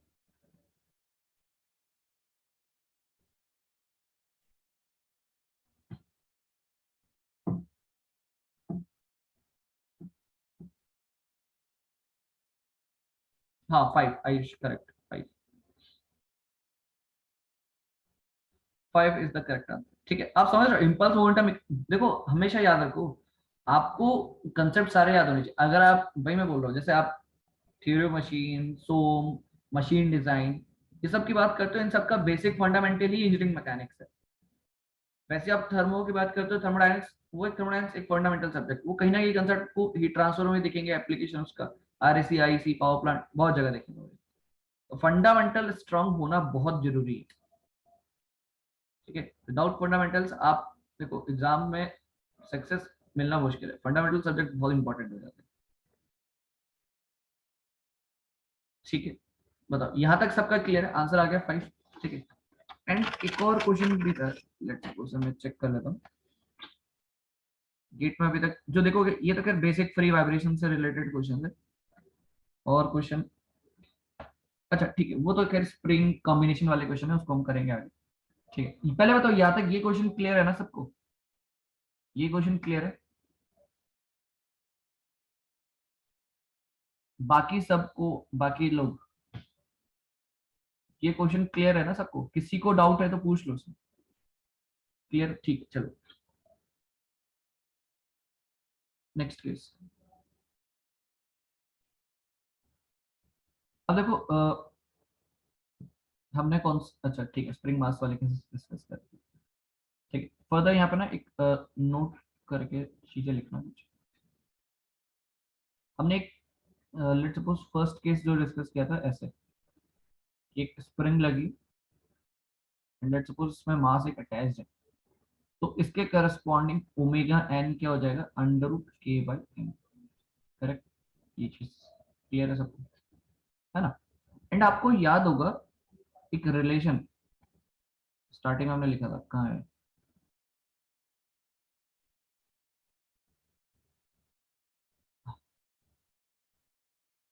ये चीज, ये चीज याद है? ये जो इक्विलिब्रियम कंडीशन के लिए हमने लिखा था, ये relation m g equals to k delta, m g equals to k delta. यहां से क्या मैं के बाई एम को जी बाई डेल्टा लिख सकता हूँ? के बाई एम को बेसिकली जी बाई डेल्टा लिख सकता हूँ यहाँ से। ठीक है, तो अगर मैं ऐसे जी बाई डेल्टा यूज करूँ, जी बाई डेल्टा यूज करूँ यहाँ इस पर्टिकुलर क्वेश्चन, इस पर्टिकुलर जगह पे, because m g is equals to k delta, ये तो हमेशा करेक्ट है, तो ये सही है। तो आप बोल सकते हो भाई k by m equals to what, g by delta. तो आप omega n you can also write it like this कि under root g by delta radian per second. ठीक है, अब मुझे ये चीज बताओ, पहले बताओ ये फॉर्मूला क्लियर। अब एक चीज बताओ, जी का variation with respect to omega n का variation with respect to g, that is gravitational acceleration के साथ वेरिएशन कैसा होगा, कैसा वेरिएशन होने वाला? जी का वेरिएशन, ओमेगा एन का वेरिएशन विद जी, कैसे क्या होगा वेरिएशन?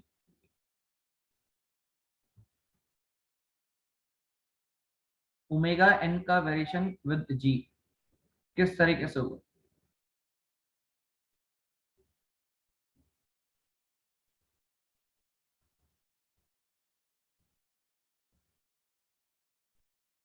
बाकी लोग, पैराबोलिक के अलावा किसी और को कुछ नजर आ रहा है? इसके अलावा किसी और को कोई और डिफरेंट आंसर किसी को लग रहा हो? एनीवन, किसी को कुछ भी इसके अलावा डिफरेंट लग रहा हो कि ये जो पैराबोलिक के अलावा कुछ और भी पॉसिबिलिटी हो सकती है, कुछ और है? क्योंकि पैराबोलिक आंसर नहीं है इसलिए मैं पूछ रहा हूँ।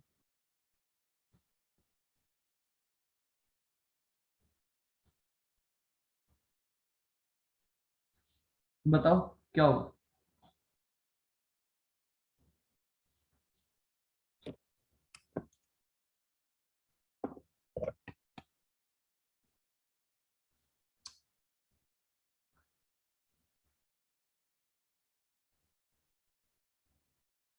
पहली बात, ओमेगा एन का जी के साथ कोई रिलेशन ही नहीं है, यहाँ पैराबोलिक ना कुछ। Omega N is independent.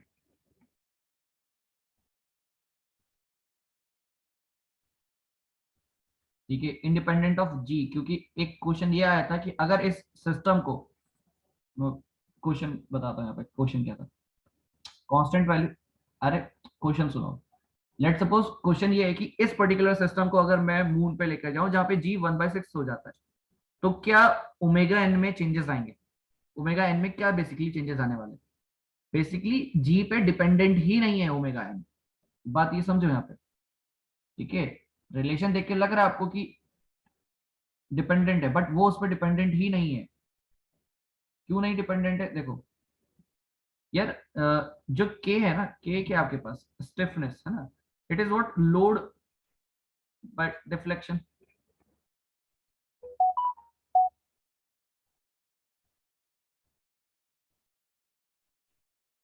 Yes yes, correct correct Ayush.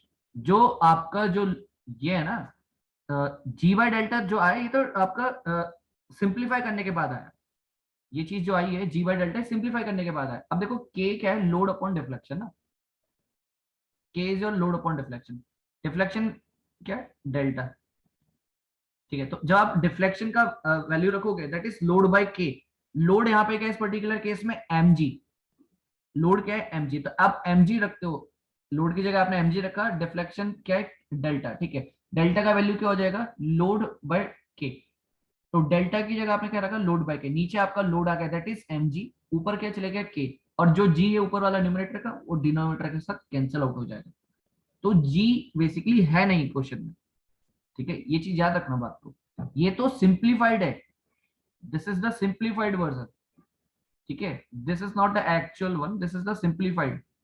अगर आपको डायरेक्टली, अगर आपको डिफ्लेक्शंस दिए हैं, तो आप डायरेक्टली इस फॉर्मूले की हेल्प से निकाल सकते हो, कोई प्रॉब्लम नहीं है। जो कि हम केस देखेंगे भी आगे न्यूमेरिकल्स में। कुछ पर्टिकुलर केसेस होंगे जहां पे आपको डिफ्लेक्शन पता होगा, या डिफ्लेक्शन का कोई रिलेशन पता होगा जिससे आपको डिफ्लेक्शन निकाल सकते हो, तो आप डायरेक्टली जी बाई डेल्टा करके आंसर निकाल दोगे नेचुरल फ्रीक्वेंसी का। कौन से केस है बेसिकली वो, आपके बीम वाले केसेस है। लेट सपोज मैं बात करता हूँ, ये आपके पास एक कैंटिलीवर बीम है, this is our cantilever beam. And let suppose कुछ एक पॉइंट लोड लग रहा है पी। अब इसके करस्पॉन्डिंग आपके पास डिफ्लेक्शन का एक रिलेशन है। वो डिफ्लेक्शन का रिलेशन से आप डिफ्लेक्शन का वैल्यू निकालो, directly under root by g by delta करो, ओमेगा एन आपके पास आंसर। ठीक है, तो ऐसे केसेस है, वो हम आगे डिस्कस करेंगे, बट ये आपको एक बेसिक बात पता होना चाहिए कि omega N is independent of g. ठीक है, फर्स्ट ऑफ ऑल। ठीक है, यहाँ तक क्लियर है कि omega N is independent of g. ठीक, बहुत इंपॉर्टेंट है। सेकंड, सेकंड क्या बोला गया, देखो लेट सपोज अभी तक क्वेश्चन आपने इस तरीके देखे, अगर इसको मैं चेंज कर दूं कुछ इस तरीके से, इस तरीके से मैंने इसको रख दिया।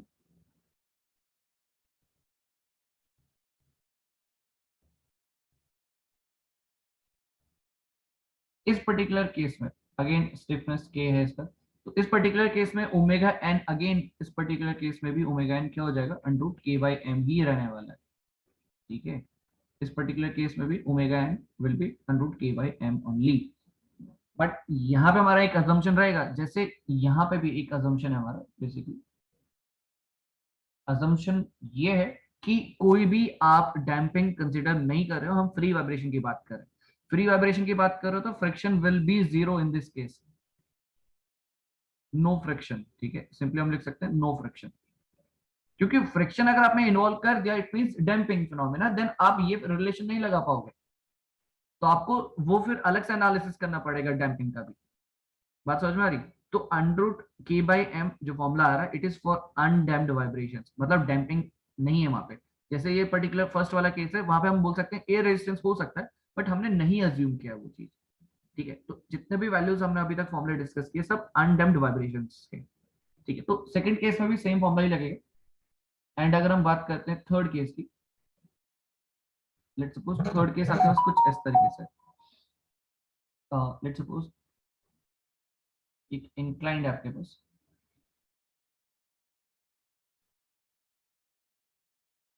ठीक, लेट्स सपोज, ठीक है, यहाँ पे आपने कोई मास रखा है,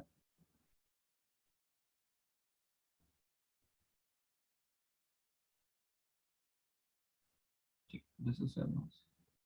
अब इस पर्टिकुलर केस की अगर मैं बात करूं तो यहाँ पे क्या फॉर्मूले में क्या चेंजेस आएंगे, बताओ फॉर्मूले में क्या चेंजेस आने वाले हैं, ओमेगा एन में क्या क्या चेंजेस आएंगे।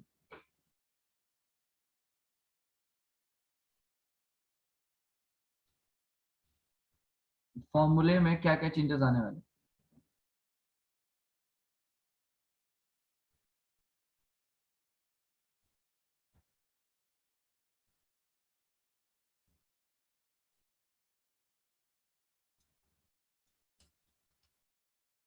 बताओ चेंजेस आएंगे भी कि नहीं आएंगे, फर्स्ट ऑफ ऑल पहले तो ये चीज है।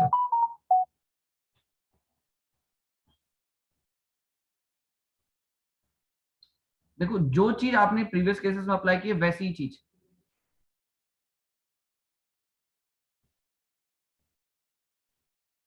ठीक है, देखो,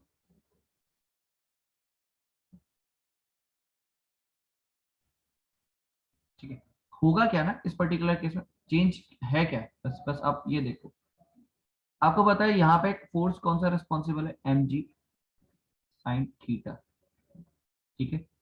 इधर की तरफ स्प्रिंग फोर्स क्या लग रहा होगा, लेट सपोज के डेल्टा, मैंने मान लिया कुछ डेल्टा स्टैटिक डिफ्लेक्शन आया होगा, क्योंकि अगेन यहाँ पे भी वही केस है कि लेट सपोज स्प्रिंग पहले अनडिफॉर्म्ड है, फिर आपने मास अटैच किया तो कुछ स्टैटिक डिफ्लेक्शन आएगा along the inclined plane, let suppose वो डेल्टा है, ठीक है, तो मैंने स्प्रिंग फोर्स के डेल्टा लिख दिया। अच्छा, नॉर्मल फोर्स भी लग रहा होगा मास पे, और एक डाउनवर्ड फोर्स लगाता है मास का, जिसको हम कहते हैं एम जी कॉस थीटा, ये सब चीजें इस तरीके से मैंने सारे फोर्सेस रिप्रेजेंट कर दी। अब जरा हम इस पे वो लिखते हैं इक्वेशन, ठीक, क्या पॉसिबिलिटी हो सकती है इक्वेशन की, देखो m g sine theta minus k delta, k delta हमने डिस्टर्बेंस दिया तो डेल्टा प्लस एक्स लिखूंगा मैं यहाँ पे, ठीक है, k delta plus x equals to what, mass into acceleration, net forces equals to mass into acceleration. तो अभी ये जो मैंने कंडीशन बनाई है ना, ये जो पर्टिकुलर डायग्राम में कंडीशन बनाई है, it is for the static equilibrium condition. तो आपको पता है कि यार एम जी साइन थीटा किसके बराबर हो जाएगा, के डेल्टा के, ये इसके बराबर होगा, तो फाइनली इक्वेशन तो मेरे पास वही बन रही है, इक्वेशन तो अगेन वही चीज बनी है ना मेरे पास,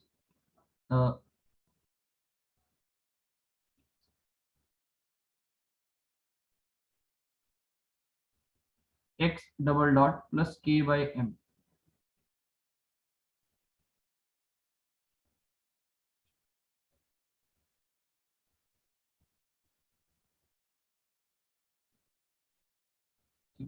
मतलब यहाँ पे भी फॉर्मूले में कुछ भी चेंजेस नहीं आएंगे, फॉर्मूले में भी कुछ भी चेंजेस नहीं है, ठीक, ये चीज डायग्राम मैंने किसके लिए बनाया, स्टैटिक इक्विलिब्रियम कंडीशन के, ठीक है।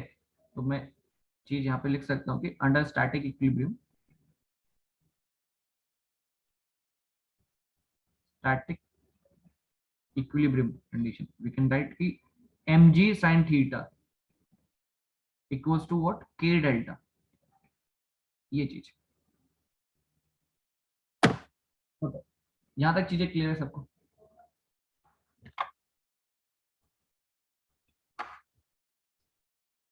यहाँ तक चीजें क्लियर है सबको, है ना, ठीक है। तो यहाँ तक देखो हमारा बेसिक पार्ट कंप्लीट हो गया। अब हमें जो नेक्स्ट चीजें डिस्कस करनी है, कुछ एक दो मेथड और एक्स्ट्रा है, एनर्जी मेथड और रेलेग मेथड, वो चीज दो पार्ट है और एक्स्ट्रा है। उसके बाद हम सीधा आगे जाएंगे, ठीक है, फिर कौन सा वाला पार्ट जहाँ पे हम फोर्स वाइब्रेशन वाला चीज भी डिस्कस करेंगे, बट उससे पहले कुछ और न्यूमेरिकल्स हैं जो हमें कवर अप करने इन द फ्री वाइब्रेशन, क्योंकि न्यूमेरिकल प्रैक्टिस वाइब्रेशन के केस में मोस्ट इंपॉर्टेंट है, क्योंकि डायरेक्ट एप्लीकेशन है इंजीनियरिंग मैकेनिक्स का, तो वो चीज भी आपकी कवर अप हो जाएगी, ठीक है। तो न्यूमेरिकल्स का हम डायरेक्टली प्रैक्टिस करेंगे, पहले न्यूमेरिकल पोर्शन कंप्लीट कर लेंगे, फिर देन हम आएंगे फोर्स वाइब्रेशन वाले पार्ट में, फिर डैम्पिंग, ठीक है, इस तरीके से। ठीक है, तो आज की क्लास यही एंड करते हैं। टाइमिंग यही रहेगी आपकी, ठीक है, 12:30 बजे के आसपास, है ना, 12:30 एग्जैक्ट होगा टाइम, ठीक है, 12:30 बजे एग्जैक्टली आ जाना। ठीक है, तो 12:30 बजे से हम एग्जैक्टली टाइम स्टार्ट करेंगे क्लास अपना, मतलब, ठीक है, टाइमिंग एग्जैक्टली 12:30 बजे ही रहेगी। ठीक,